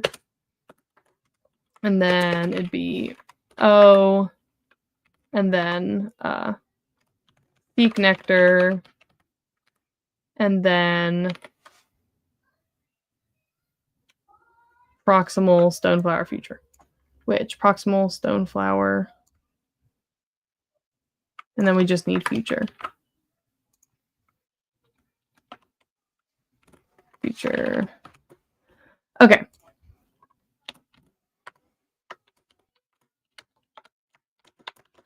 That. Okay.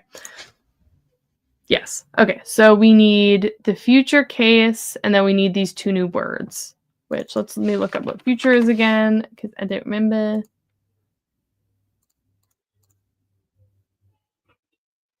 Wheel. W-I-O.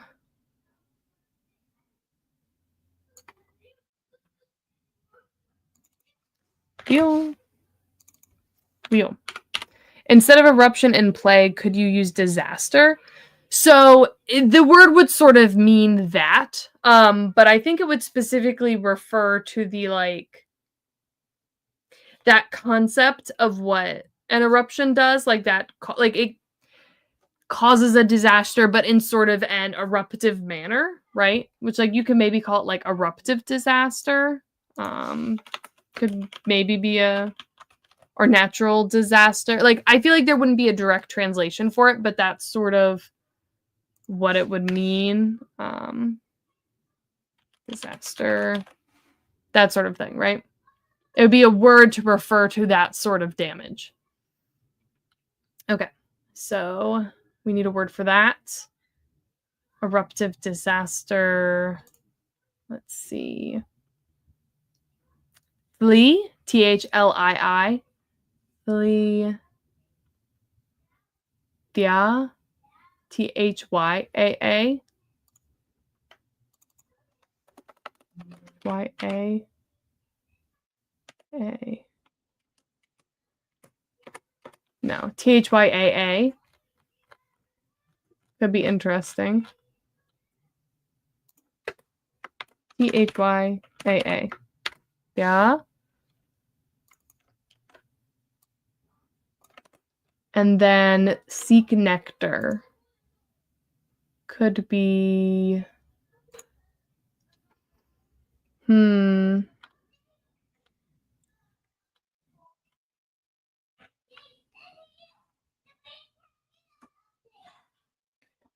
Twio? Twio? Do we have Twio? No. Twio? Do we have wheel? We have Duo. Twio is a tense. Oh, so probably don't want Twio. That would be confusing. Although confusing can be good. What about Shu? That could be interesting. SHWU or just single U? True.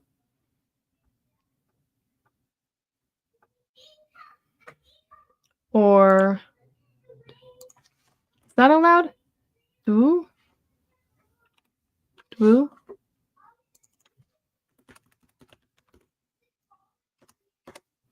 I like that. Du. So then it would be, this would be DWU. Yeah. And then we would also know that would be relevant up here. So this would be flower bloom is that. And then we need causative. Proximal, I think, was that D. Proximal D. Shri draw is stone blossom. And cause, positive or creational, is do.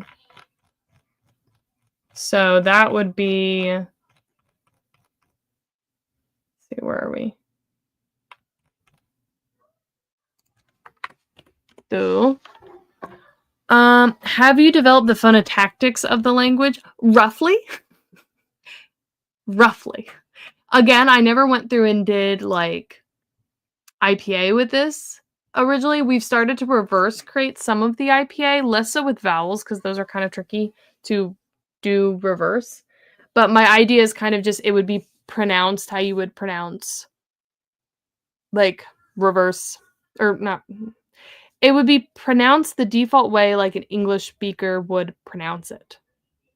Yes. And that's kind of that, and then the rules of just how you would form the letters, the spelling of it, I guess, is more so what I've done. For the most part. Plant sleep. Yeah, we need a word for plant sleep. Cause, stone blossom door.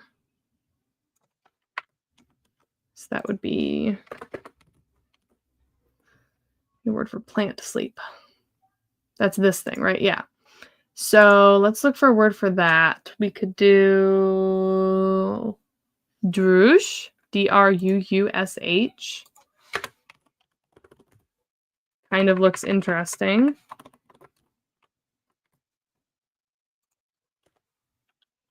There's Drew something. No. So Drush should be fine. Drush. And I like that it's a little longer because it's like really specific. So Drush. Oh, and that does sound kind of weird for a spell. Drush Dudi Shridra would be closing the flower door. Druushdudi Shridra would be that part of the spell.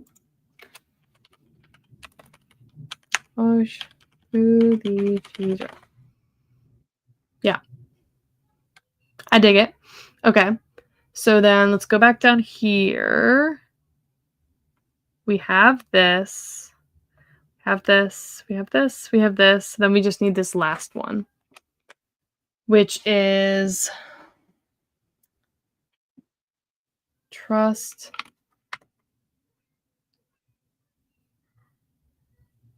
We need the specific single person.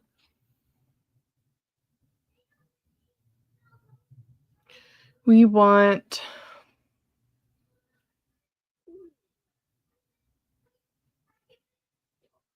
is speaker exclusive animate.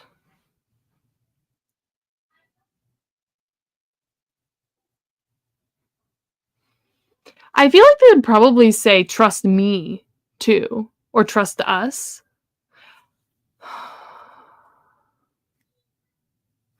Okay, here's a plot problem. The people casting the spell, why would they not just say trust us? Like, you can see us, you know us, why you don't necessarily need our name. Or maybe they want to make it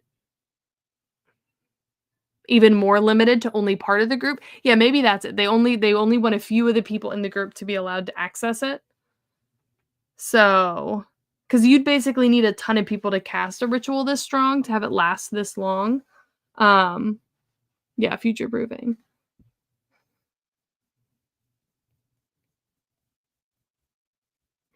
Yeah.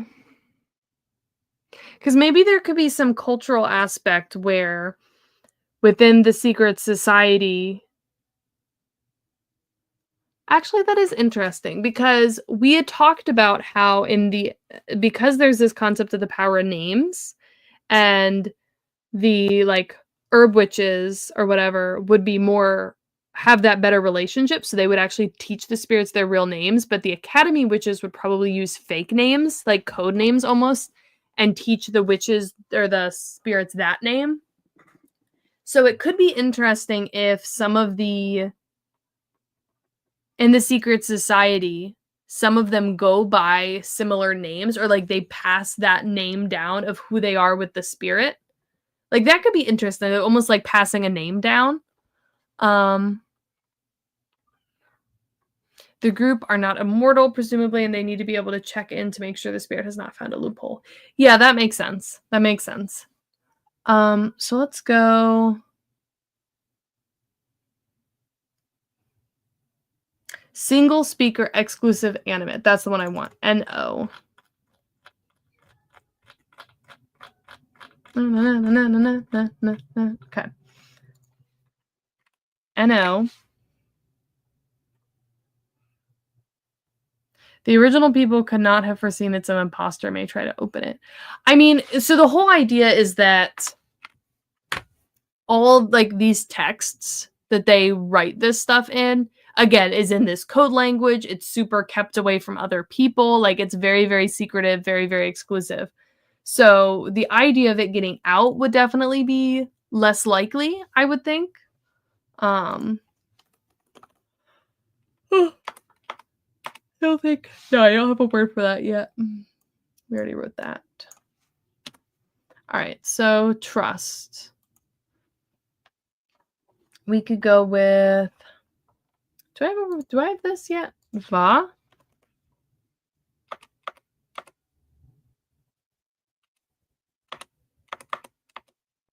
But what is it? Hold on.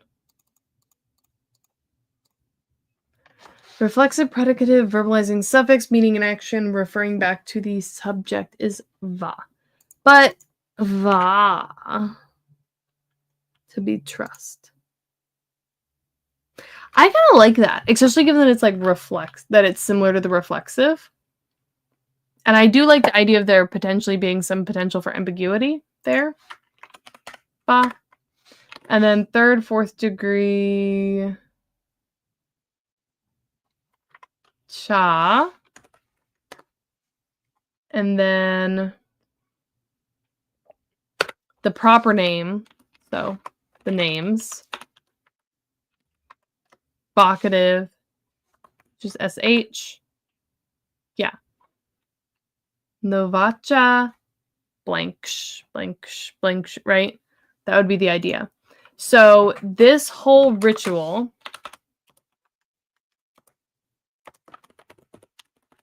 I can spell ritual. Would have been Great Spirit name SH. And then Adiacha. And then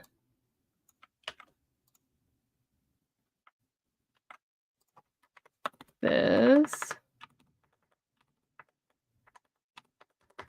And then I wonder if they would have like repeated the command with each one as separate sentences. I feel like they would, because they're being like,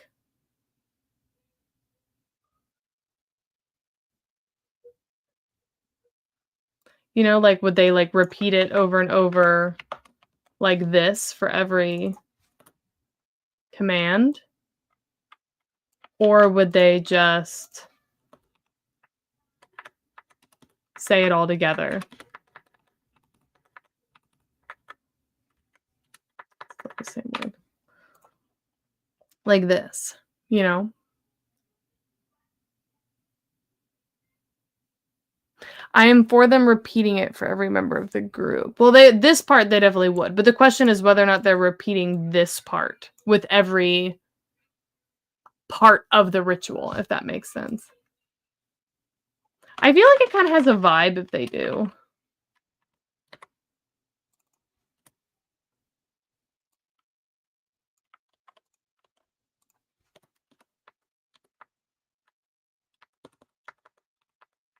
Actually be a space there. Yumshidra. Yumshidrath. It's fun. And then we'd have this part. Reiterating the command makes sense as long as it stacks the desires and doesn't overwrite. I think it would stack. I think that would definitely stack.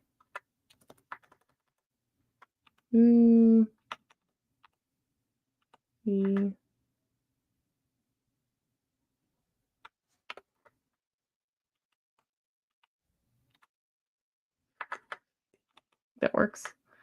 And Shrida, is that...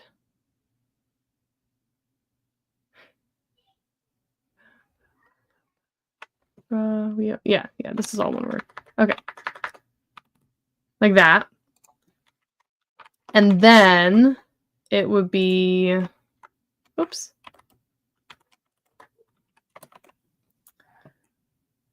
This. Navacha. Name 1, right? SH. I'll just put it in there twice for like, there would be like a list of names, right? So the whole part itself would actually be pretty long, which I think is actually really neat.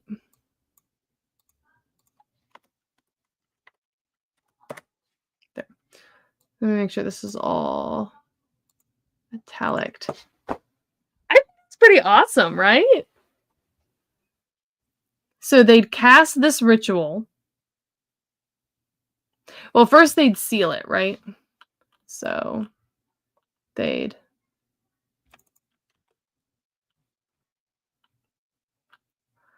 start with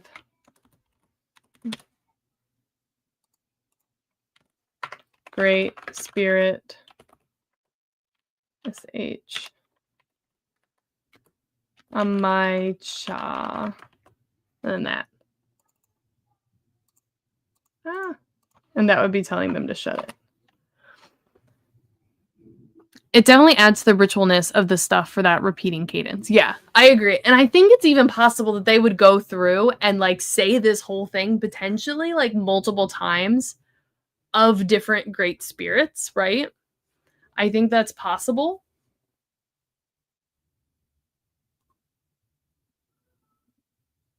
Like, yeah, because they could even stack this with commanding multiple spirits. So, good stack.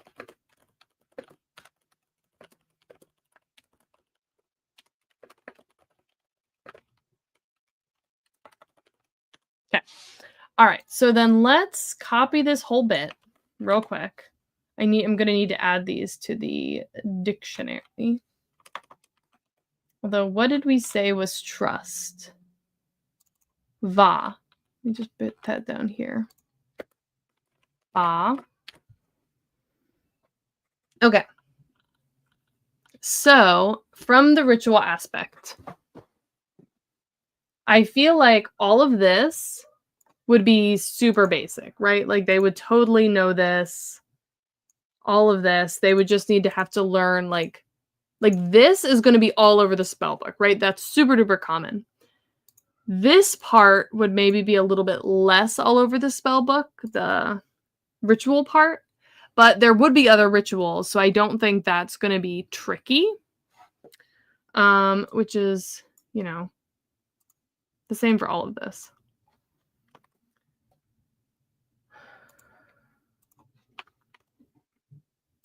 That'll be easy.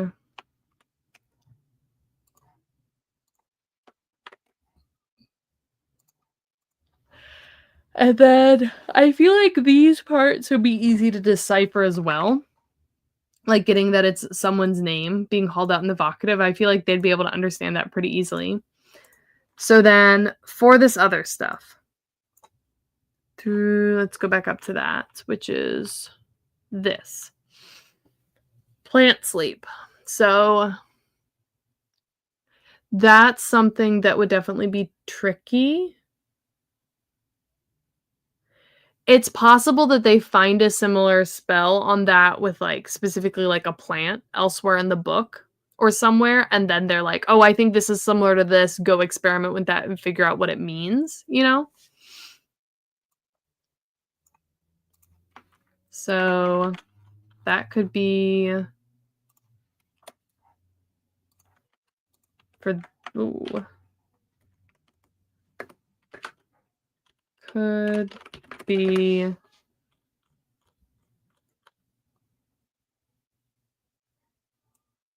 this is what this is here.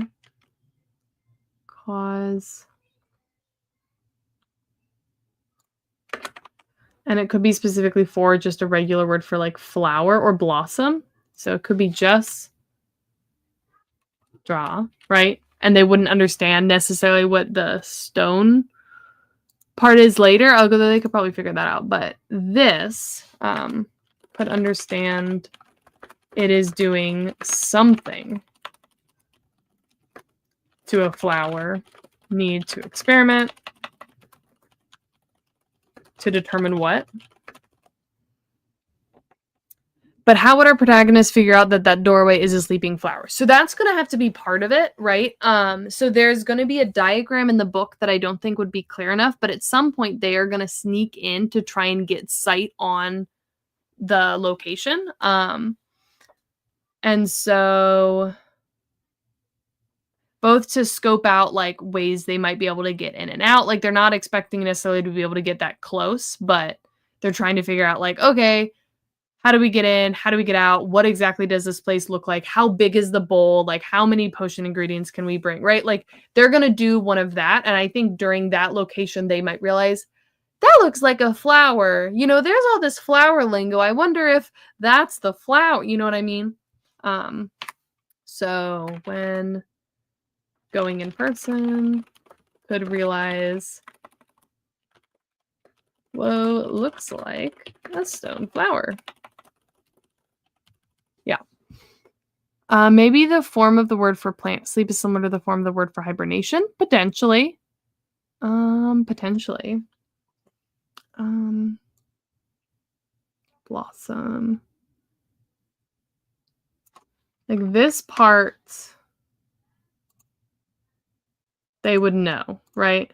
And then this is the part that they'd have to figure out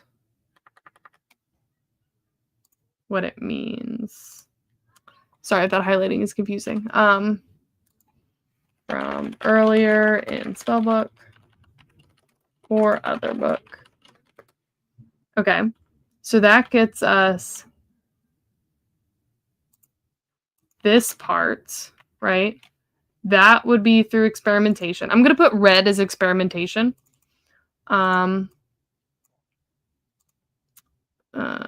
This like brown color is going to be like they can figure that out through that, I guess. Okay. So then this part, which is protect the stone blossom. So I feel like if they get the other part, they'll know what stone blossom is at that point. So let's everywhere we have Shritra, let's just mark it with this. because that will repeat a lot. They'll figure that out. Yum. That future form, I feel like they'll recognize that pretty easily. So that part should be...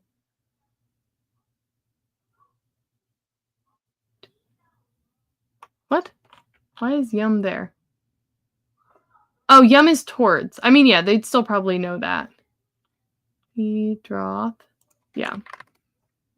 Yeah. So yum, this part they'd understand, right? The directional. That'll have been in other spells. So Shidra be this. Remind me, what is the writing system of this language? Is it logographic or phonemic? It's sort of like in a weird, like, in some places it's logographic, some places it's a syllabary. In some places it's phonemic. So essentially there'd be symbols, right, in the code language that sometimes a witch will use to represent a whole morpheme or a whole word or a, character or a sound, right? It just depends on the witch, and the different witches will have, from the secret society, will have different tendencies, right? So like within one grimoire, you'd expect a level of consistency for the most part, which is why I think the first step for them translating the new grimoire would be trying to figure out what that individual witch's system is as much as they can based off spells they already know. Like, okay, here's the most common components of spells. Let's try to find them in the spells. Okay, we think that's what these are. Let's experiment and make sure that's actually what these mean. Okay, now we know that they're representing these with these symbols, kind of thing. The logograms could provide hints here. That's true. That's true. There could be some hints with the logograms. Could.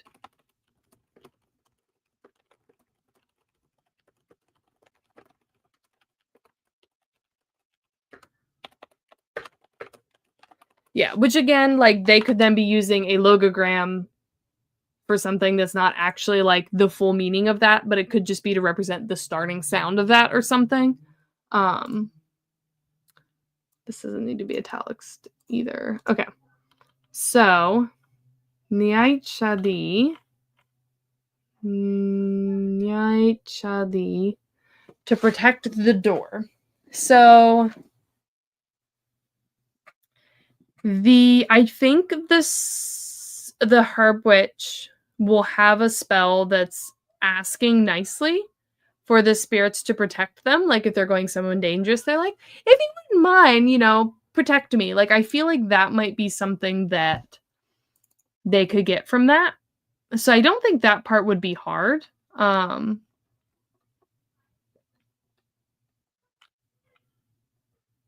I feel like this part, oh gosh. We just need to do this, and that would be easier. Yeah, to protect could come from 3 spells. Protect will be common, I'd expect. The rest of it, 4th level intensifier, Stone Blossom, less so. Yeah. Well, the intensifier, they'd know, right? That would be fairly common, because most of the academy spells would have that in it. So they'd probably recognize it as an intensifier or something like that. And then the D part's pretty common too. So I expect all of this would be relatively common.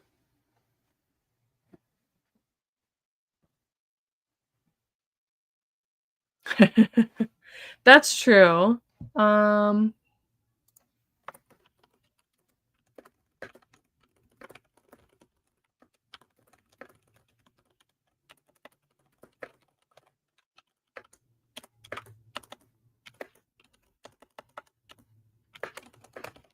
Not typically done. Yeah, that's true. Okay, so that covers that bit. So then this. Oh, Yeah, I feel like this part is gonna be one of the most tricky ones. Um, no, wait, where is it? Yeah. Yeah. Yeah, because this one's weird. Them, flower bloom. Would they know flower bloom?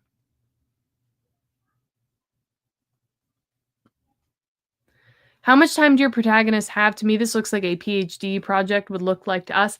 Yeah, so it's supposed to be like a PhD project. So the idea of this, and I call this, I think I've been calling it Six of Crows, but nerds and adult. But essentially, they've assembled a team of experts in their field, um, or prodigies essentially to try and accomplish this heist. And I think they have a few months to figure this out. I think I need to figure out what my exact timeline is, but it's like in the background, there's like an invasion happening that's sort of in the background, that kind of creates their timeline of, okay, like these people are going to come in and just literally blow up the entire temple to smithereens, and the thing that we need in there would be gone forever if we can't do it before this invasion is complete.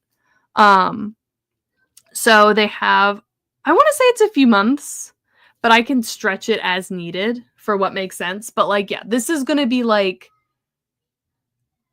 a lot of work and effort, is the idea. Because I need it to be something where like the higher level witches in the academy, like it takes them an intense amount of time to try and translate any of these books, right? Like no one is fluent in this language. They don't fully understand it. A lot of is like, okay, like I think maybe this means this, but they don't necessarily know exactly. Experimentation is very dangerous. Like it's a process, right? That's not fully understood. Is the vibe there. Yeah, exactly, Bavalia, exactly. There's crunch. And it's not just, this is only one aspect of it. I have a team of 5 people, although only 4 of them are really doing anything per se. And though there's a witch who's like an academy witch, and then there's an alchemist who is like a first level witch, but they focus on like the potion making side of it. It is more of like an herb witch. And then there's the linguist who isn't technically a linguist. They're like a hoodlum, I guess you could call them. Street rat, who like accidentally like wins this contest and is like the tendency of being able to see all the patterns and stuff. But they haven't actually done any direct translations and they're not a witch. And then there's a botanist, and then the person who's not really, who's just kind of a side person. There's like a martial artist. The 5th is the project manager. The academy witch thinks they're the project manager is the thing. Also yeah, the Greg says, okay, so they're on an ultra tight time budget. Looks like a very high stakes heist. A PhD project takes years to do. Yeah. Yeah, I mean, it's definitely like they've all been working towards the stuff they do for a long time. It's very secretive. And this is also the only thing they're doing, but yeah. Yes, it has been worked with before. So they're starting, like they are bringing stuff into this of like there might be a couple things already translated out of this book that they use around the manor that this grimoire is hidden in. It's complicated, but like they would know a few spells explicitly, these ones do this, and then they have other grimoires and other things that have been translated that they can pull those translations and kind of be like, okay, this is what this looks like, and these people's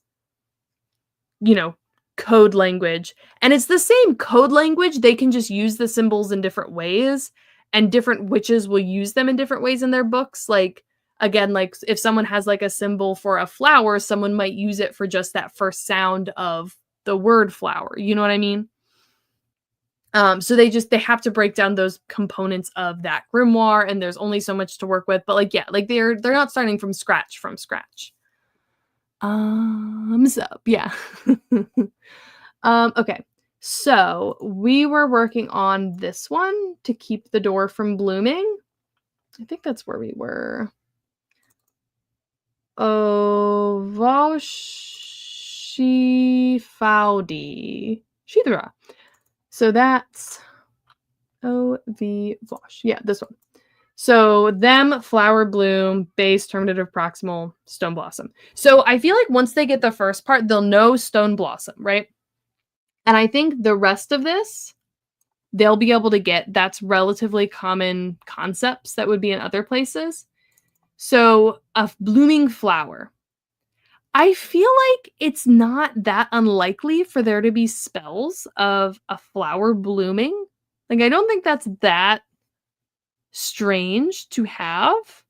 I think the Herb Witch might be more likely to have that in one of their spell books, which they're going to be more hesitant to share that with the linguist for reasons I'm not going to disclose, but I feel like this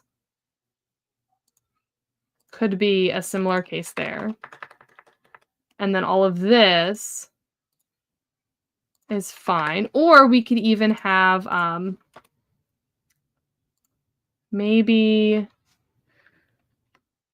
we could have an earlier spell or whoosh, flower bloom earlier in the grimoire. The botanist could force a flower to bloom. So the botanist is a normal botanist. They are actually like anti-magic and they think magic is bad.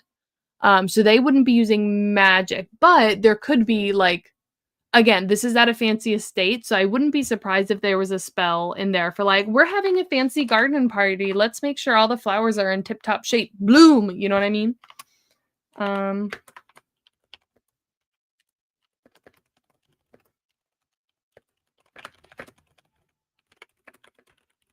Like I could see that, right?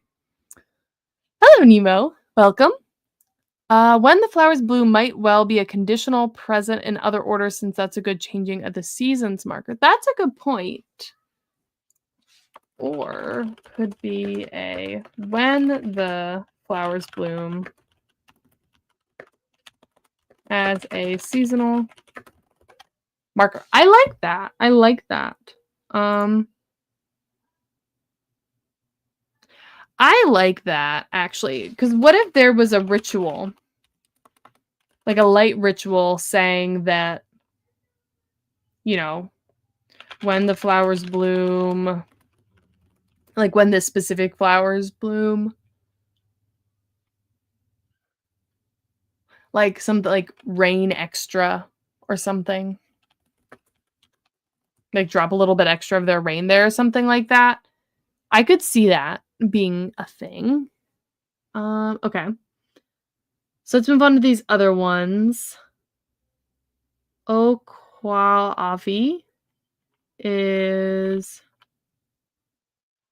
Yeah, this one will be tricky. When the flowers bloom could be a spring equinox. Oh, that's true. That's true.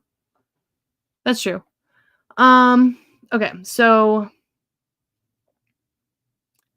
disallow them or to allow. They need to have a way to learn that from a spell. So the O part, I feel like it's pretty standard. I feel like this part will be tricky. Oops.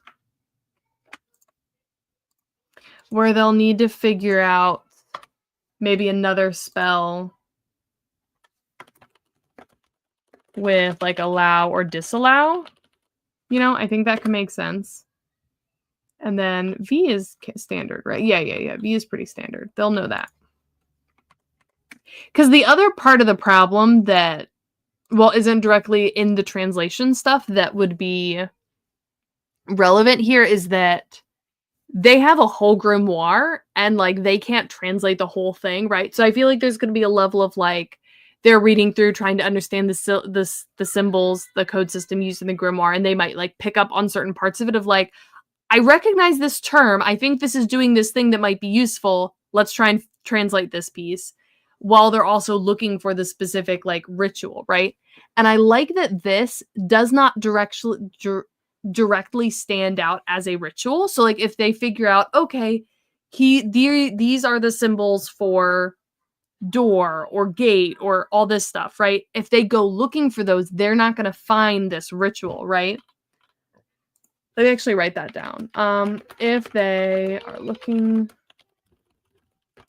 specifically for like gate, door, unlock, etc., they won't find this ritual.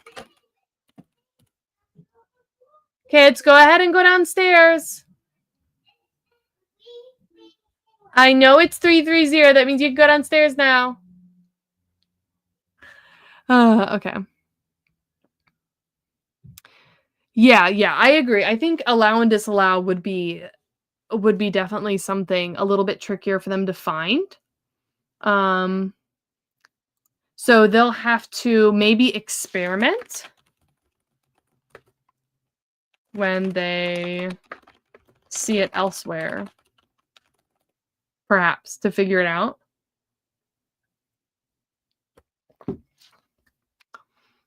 So I have to think about what other spells could that be in.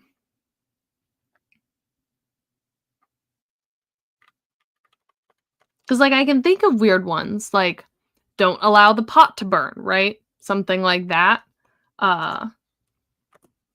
But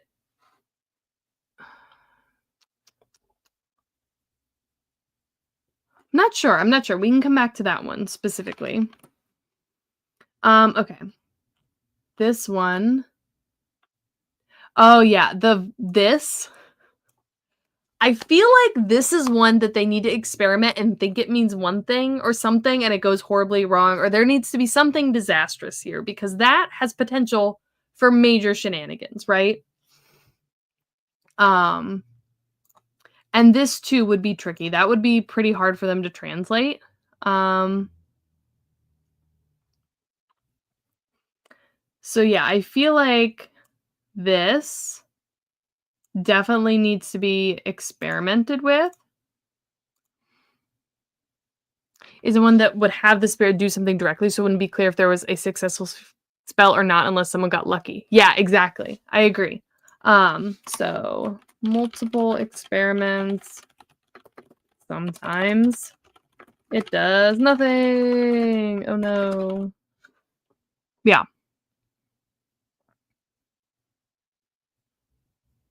Yeah, it probably would. I think you're right, Greg. So I think it would need to be something like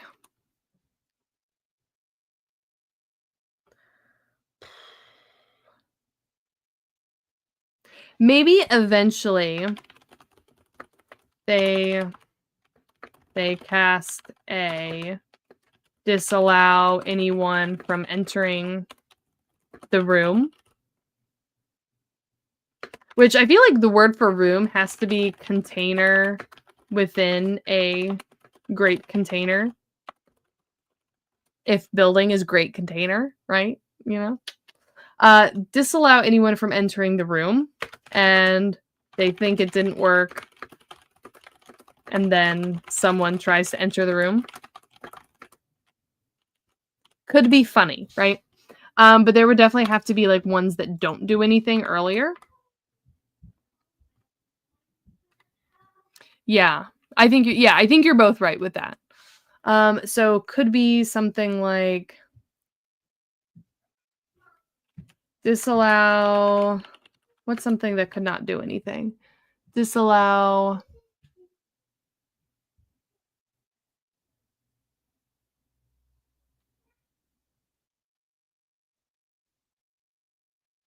What's something that had like a great witch that thinks very highly of themselves would come up with? Something like, hmm. I don't know, disallow pests in the garden or something, right? I could see that being something in there that would seemingly not do something. Potentially. Stuff like that, right? There'd probably be a few other ones that are a little bit less specific. But okay, so they know what that means. Whoops. Nah. Yellow. Why will you not turn yellow? There you go. De novio. Perhaps disallow could be applied to the witch's rivals?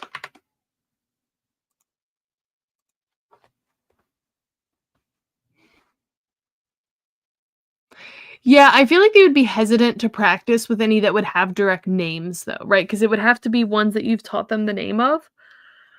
And I feel like they'd be less likely to experiment with that with people that they don't know. Yeah. Yeah, they'd have to, like, you could teach them the name, but, like, you'd have to have the rival come over and, like, you'd have to teach that spirit their name. So I feel like that would be tricky. Okay. So we need a way for the spirits to experiment with Thea, which is, let me remind myself because yeah. Oh. Like natural disaster, eruption type of thing, right? Which is, that's a tricky one. That's a very tricky one. Like, where would they have seen that elsewhere? I mean, it could be like an offensive fighting type spell, you know? Offensive, that fighting spell.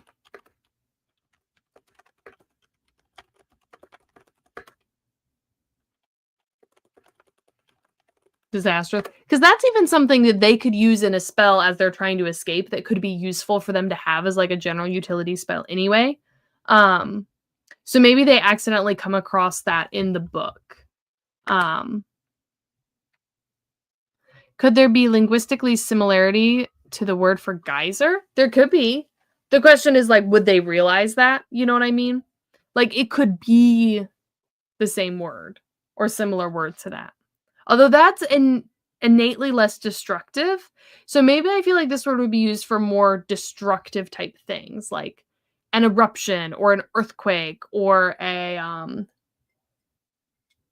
volcanic eruption or a blight, like something that's like a spreading disastrous kind of damage.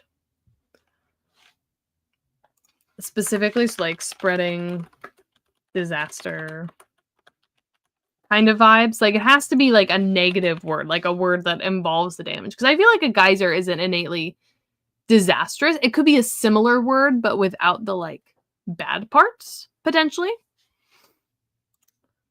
So we could get, yeah.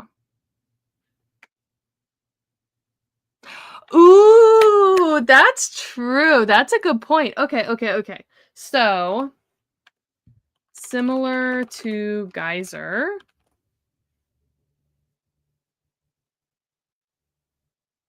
Why would they know what the word is for geyser? They would need to have a spell. Maybe it's something like okay. Geyser. So it could be like a jet of hot water, right? So similar word to geyser. That could be like an offensive thing, right? Offensive spell that they already know. Let's say Ty knows. Perhaps modify geyser to fountain. Yeah. I mean, like, jet of water could be geyser. Like, they would think it means, like, a jet of water, right? But it could be a similar word used for geyser or fountain. I feel like it would be the same word. So that could be an offensive spell Ty knows to jet of water. Let's see. Geyser create. So you create a geyser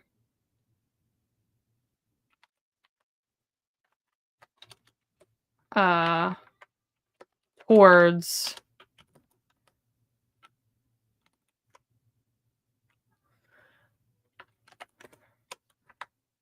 like that, towards the location I'm pointing in, right? Like you'd say, create a geyser moving towards there, right? Which actually I don't even think that would need to be. I think that could all be one word, because we're not using an indirect object. I think you could do that. So if they knew that spell, then if they had a similar one where maybe geyser is just THYA and it's only one A. Although adding another A typically would be a negation. So hold on. If geyser is THYA, then if they saw THYAA, is this negation of geyser or something similar? Sounds the same, right? Although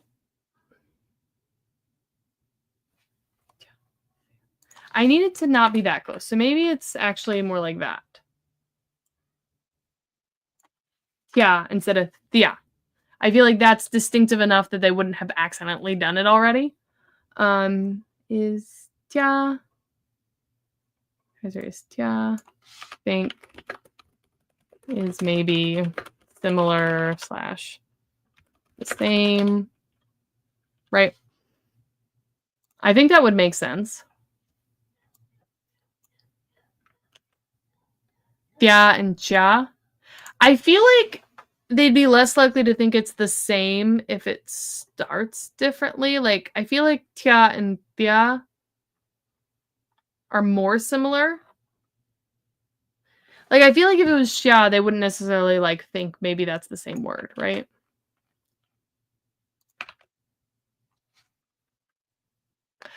Oh, could have similar logograms.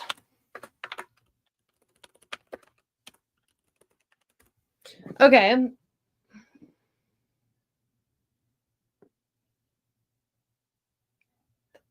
Okay, so let's think about that. Similar logograms. They would have to know which sounds the logograms make in order to try casting the spell.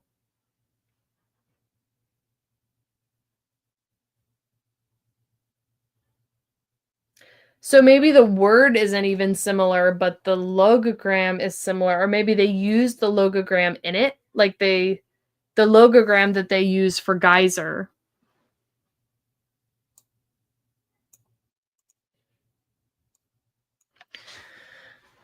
Is similar. But they would have to know to pronounce it differently. So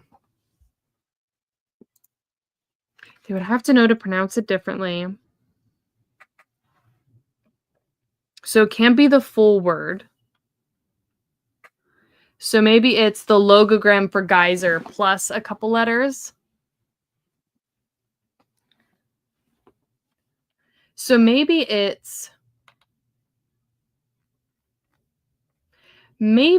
geyser is THY with a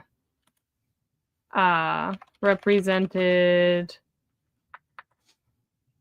by. Okay, so let's say geyser is thigh and represented by a logogram.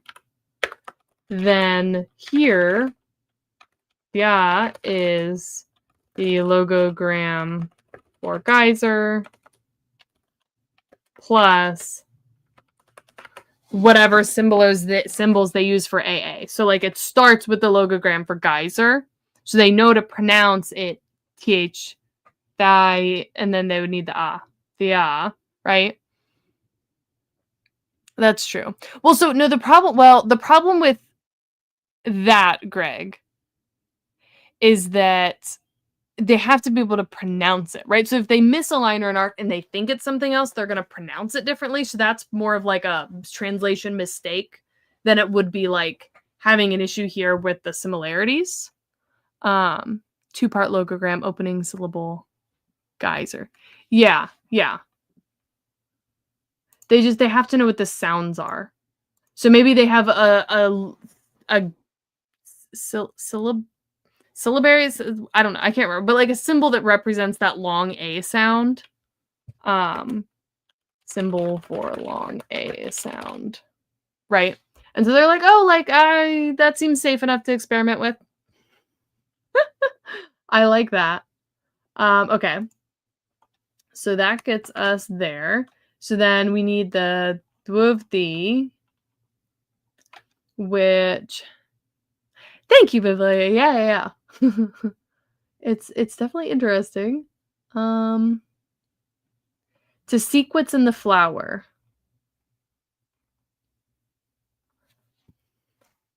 Seek nectar, what's in the flower.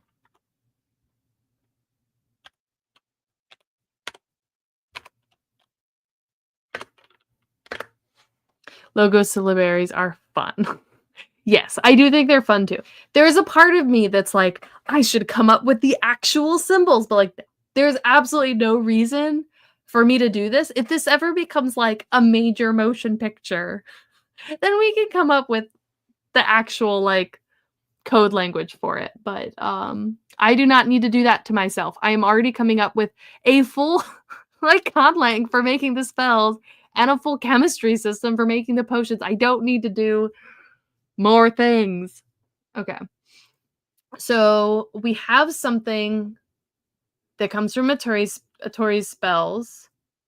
We have something that they can recognize from another spell or from a ritual, right? They have something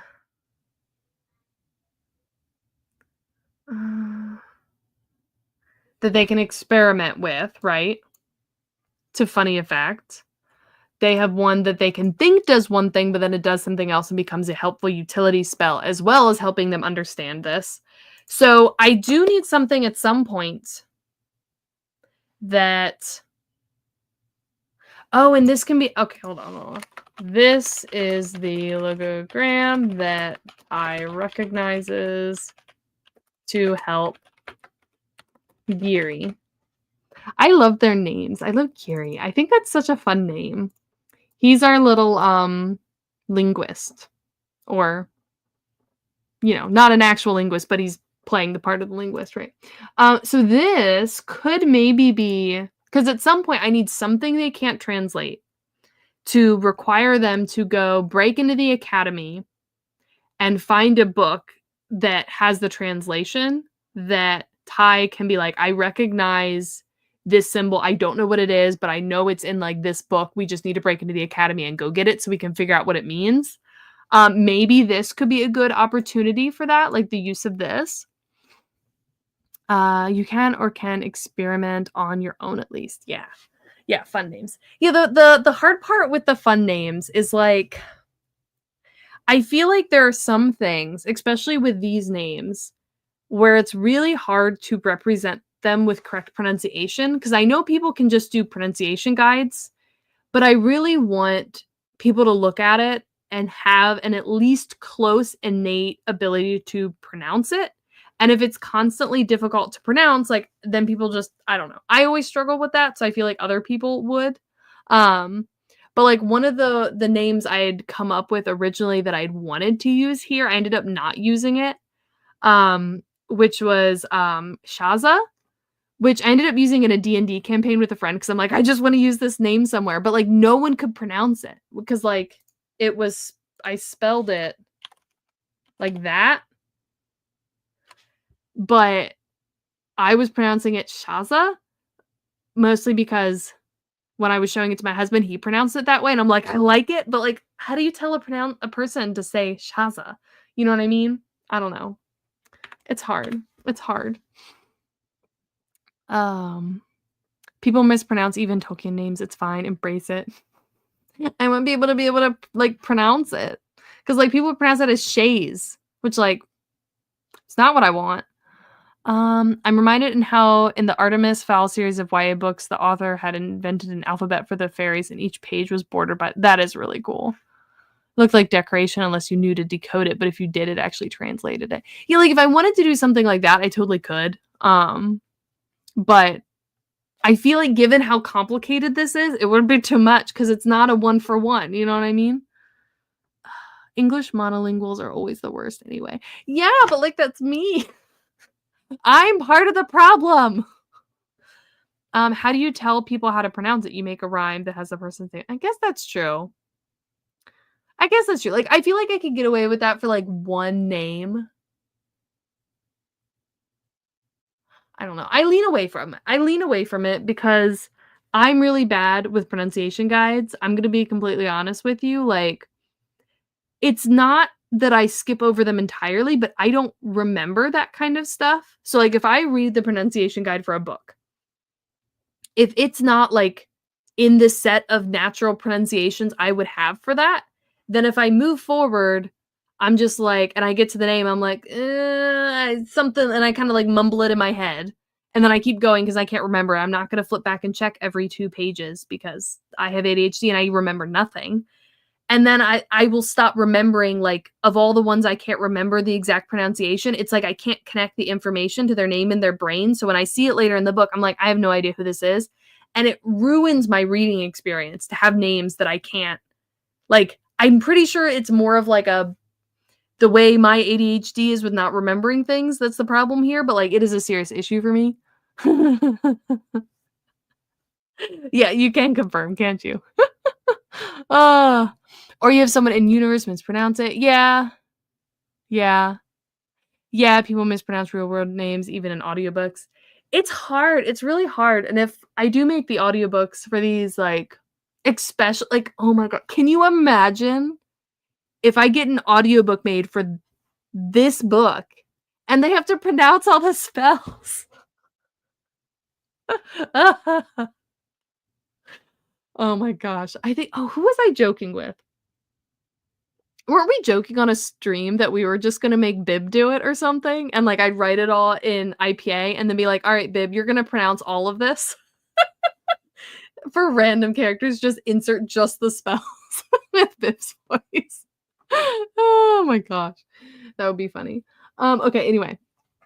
Back to the plot or the things, right? Because I have, like, 8 more minutes before I should probably go. My husband is currently sick, and he is alone with the children, and he is very sick. So I cannot leave him alone with them for too long, or he's just gonna like, I don't know, collapse or something.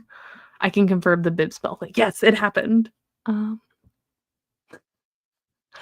Yeah, I mean, I'll just have to figure out how to handle it. Like, because I also don't have like a concise IPA vowel system for all the vowels in here. Like, oh my god, I keep getting off topic, but I cannot wait, you guys, until the relay videos go out.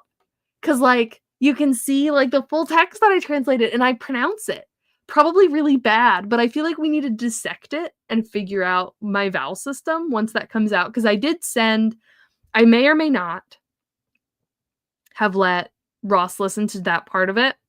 May or may not. I claim nothing. If George, I don't think George is still here, but if you're here, I totally didn't do that. But yeah, I let him listen into that part because I wanted him to see if there was like a consistent way I was saying it. Cause like I was like, maybe I just do it already, you know?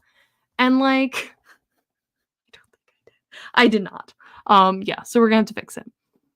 I also remember the Harry Potter books, this being before the movies came out, there were so many people mispronouncing one of the characters' names that a few books and the author had to specify. Yeah, yeah. Am I participating in the Let's Have a Boba relay?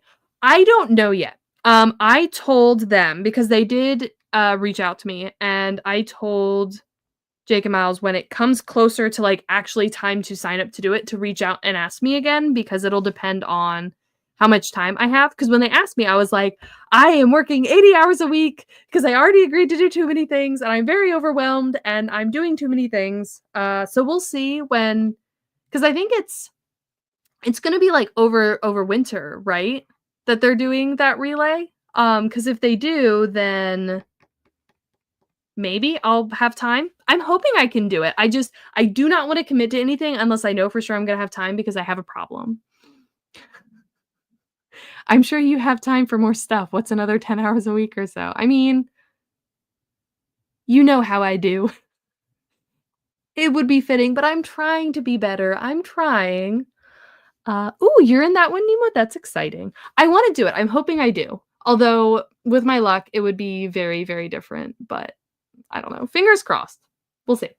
But yeah, I think it's like late September that the relay that I was in is going to come out. And then you can all see that video. We could do a watch party of just me reading that part, and you all could just be like, oh my god, why? It'll be great. 10 out of 10. So yes, I think this Seeking Nectar, there needs to be some sort of really weird spell that's in a whole separate book that they have to go break into an academy to get. I think this needs to be the one. Or maybe there's a logogram that Pi recognizes. Would be fun. Watch party sounds like, yes, I want to do it. That Pi recognizes from a translation in the academy.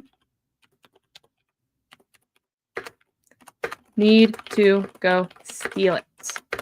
So then the question is just going to be, what is that going to be? Seeking nectar, what's in the flower? Like, I feel like it could be another where it's not a direct, or it could be direct. But what like kind of spell would they have around bees seeking nectar? You know what I mean? Or maybe, I don't know. I'm not sure how that one would work.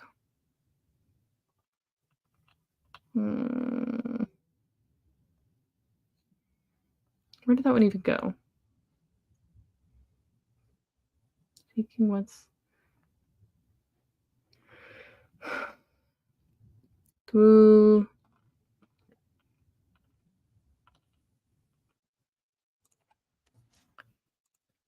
I guess it's more the dwu. Oh, yeah, that's fine.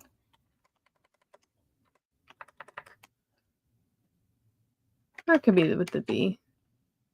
I could see it being multiple ways. Bees seeking nectar could be an idiom. Oh, that's true. Might just be how the bee verb translates.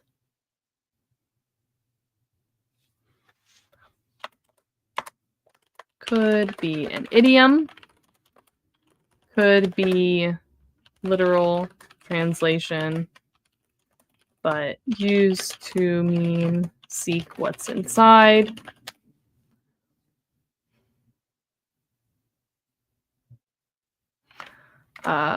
So could be used for an extraction spell.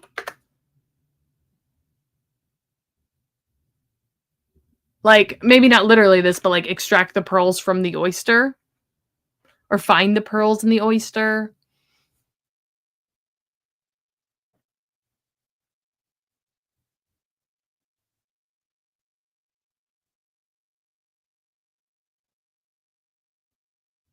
Like the seek what's within the oyster, and it could mean like to get the pearls out or something. I feel like, I mean, it is an island. They do live on an island, but like, maybe pearls from an oyster. Maybe. Spirit, seek what is inside that cave and bring it to me. That's true. Did I spell idiom wrong? Irium.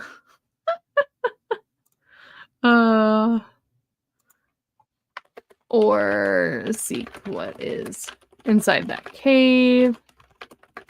Bring it to me. Yeah, something like that, I feel like. And like Ty could just recognize that symbol and have no idea how you pronounce it or anything, so they have to go get the book, right? Okay. So then the last part is Novacha, which is the hard part for that is going to be trust. Va. So the other part that will be hard, though, is the exact names. They might have to figure out how to pronounce the names. Because if they use a logogram, how else are they going to figure out, like, figure out? I'm almost done, okay? I'll be down in a minute. Okay. All right. Yeah, figure out how to pronounce the names would be a hard part. If a versus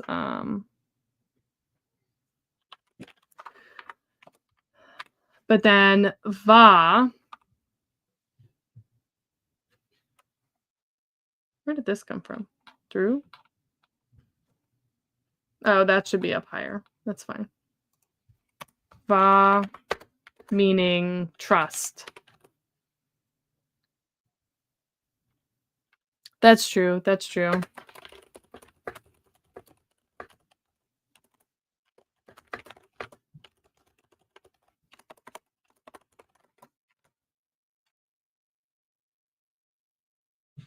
That's true.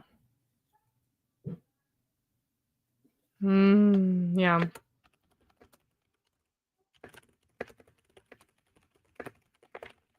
That's a good point. Yeah, so if they didn't think that, maybe they think it's vat sha, which what do we have sha? Does that mean something? That sha is force. Maybe we come up with sha means something, like maybe this means something. Wait, where was I?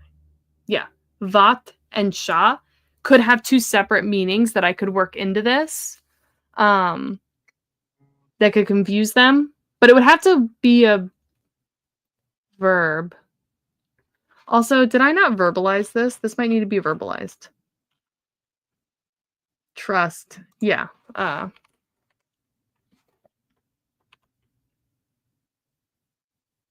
You need a V at the end.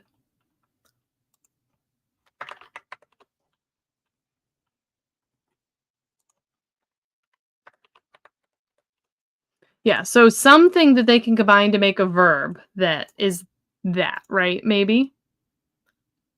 Could a meaning something, right? Yeah. Cha. Or ba cha. So it could still be like a high intensifier, but maybe is something else. I think is a pronoun though. No, that's not helpful.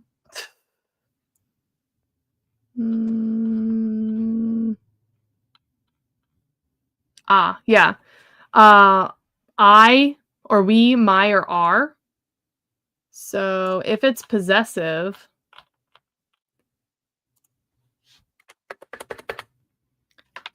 a could mean my. Oh, you're thinking vat. VAATSH. Oh. Or VAATSH and then A. That's true. So again, A could mean mine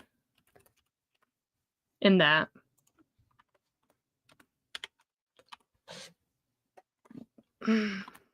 Which that wouldn't really make sense. I mean, they could be confused by that because it doesn't make sense in the language, or they're like they don't necessarily know the rules per se. So like they might be like, oh, maybe it means this. So it could be like my something. Although, where do possessives go? Hold on. Possession. So my something, it goes at the beginning. So possession wouldn't really make sense. Or they could think the intensifier is on the possession. Like it's really intense possession. So really intense possession, but it would be possession of what, right? There's nothing there. So whatever it could be, Vots. Maybe? Although I feel like the S, there's no H in isolation, so the H and the S would be treated as like one thing in all the syllables, so I don't think that would be broken up.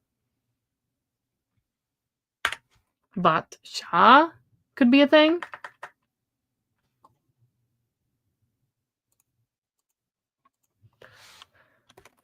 I already did this one.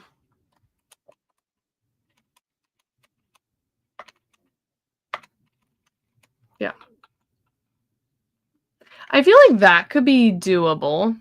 I feel like the ones where A is separate would be hard because it wouldn't make sense with the possessive.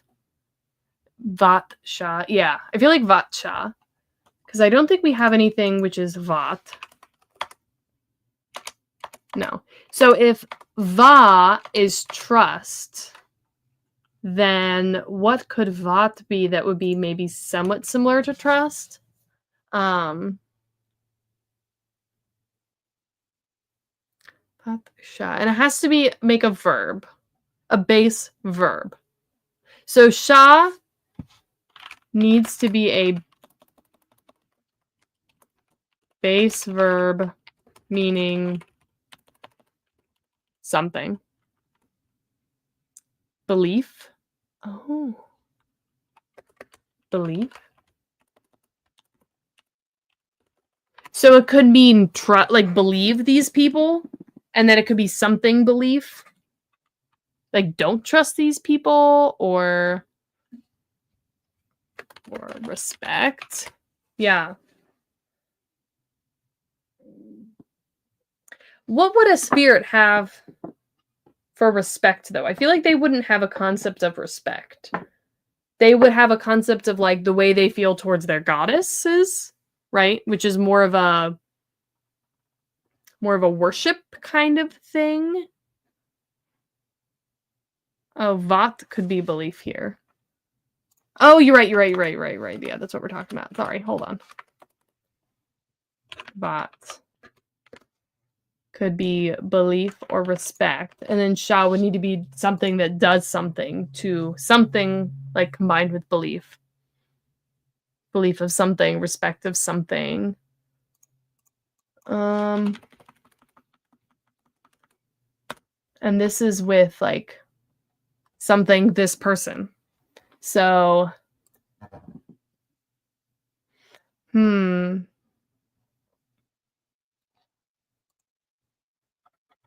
know. I'll have to think about that, but that could be interesting.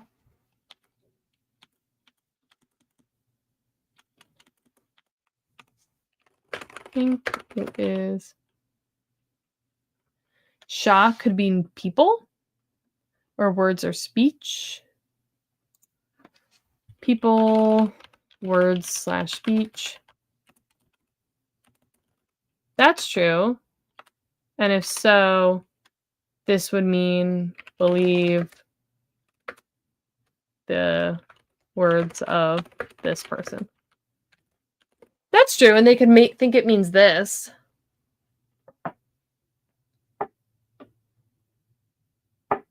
Which maybe they think, oh, actually that's brilliant. Do you want to know why? Because if they think this, then they might think it is just redundancy on top of like, believe me when I say this is, you need to protect this, right? So they think it doesn't actually do anything. So not like a functional command, but that's their way in, right? So if that's hard for them to figure out, maybe at first they can't find the loophole, whatever. I don't know. So they would have to at some point realize that is not what it means. How would they decide that though? They'd have to find a way to prove it. Which, I mean, they could experiment with it later, potentially. If they come to the point where they're like, "Hold on a second, let's go back and look at this again," you know? I think that's actually a really great idea. I really like how that works. Okay. Let's move this up here. Okay. All right. I think that's probably where we'll leave it today. And the next time we're going to keep going in and expanding like these actual translations, figuring out some of these earlier ones and kind of keep building that out. And we'll kind of just keep working on this, I think, throughout August. Next weekend, yes, next Sunday, I cannot stream. I will not be back in time. I'm actually doing a sword demo, which if you're in the Patreon, I think I posted this in the Discord, me trying to sword fight in a ball gown. Because I'm going to do a demo next Sunday, actually, in a ball gown for sword fighting for romantasy writers and fantasy readers, those people. But then the next Sunday, I think I'm good. So the 24th, we can do this. 24th, yeah. And then the 31st, I'm free. So we'll have 2 more streams of this, and then it will be World Building Festival weekend, the 5th or 7th. And then the 14th, yeah, the 14th, I think maybe we'll be able to start on the next conlanging adventure with making like a weird proto naming language thing, which is going to be crazy. I'm going to need to make a new like thumbnail vibe for it. But yes. Yes, swords plus dress is awesome. Yeah. I'll try and get a good video of it because it'd be good to show people. But yeah, I think that's all I have for right now. I hope everyone has a good rest of your weekend, and we'll be 2 weeks out from working on this some more, but this is really coming along. I'm really, really happy with it.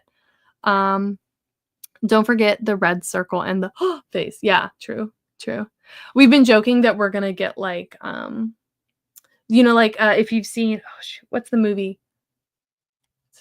With all the animals and they're trying to understand the murders, and she's like a bunny cop and he's like a fox swindler, whatever that movie is, and they do like this thing, like blood. We were joking that we're gonna do that. Yeah, because it'd be funny. Anyway, yes. Okay, thank you. Goodbye. Thank you. Goodbye.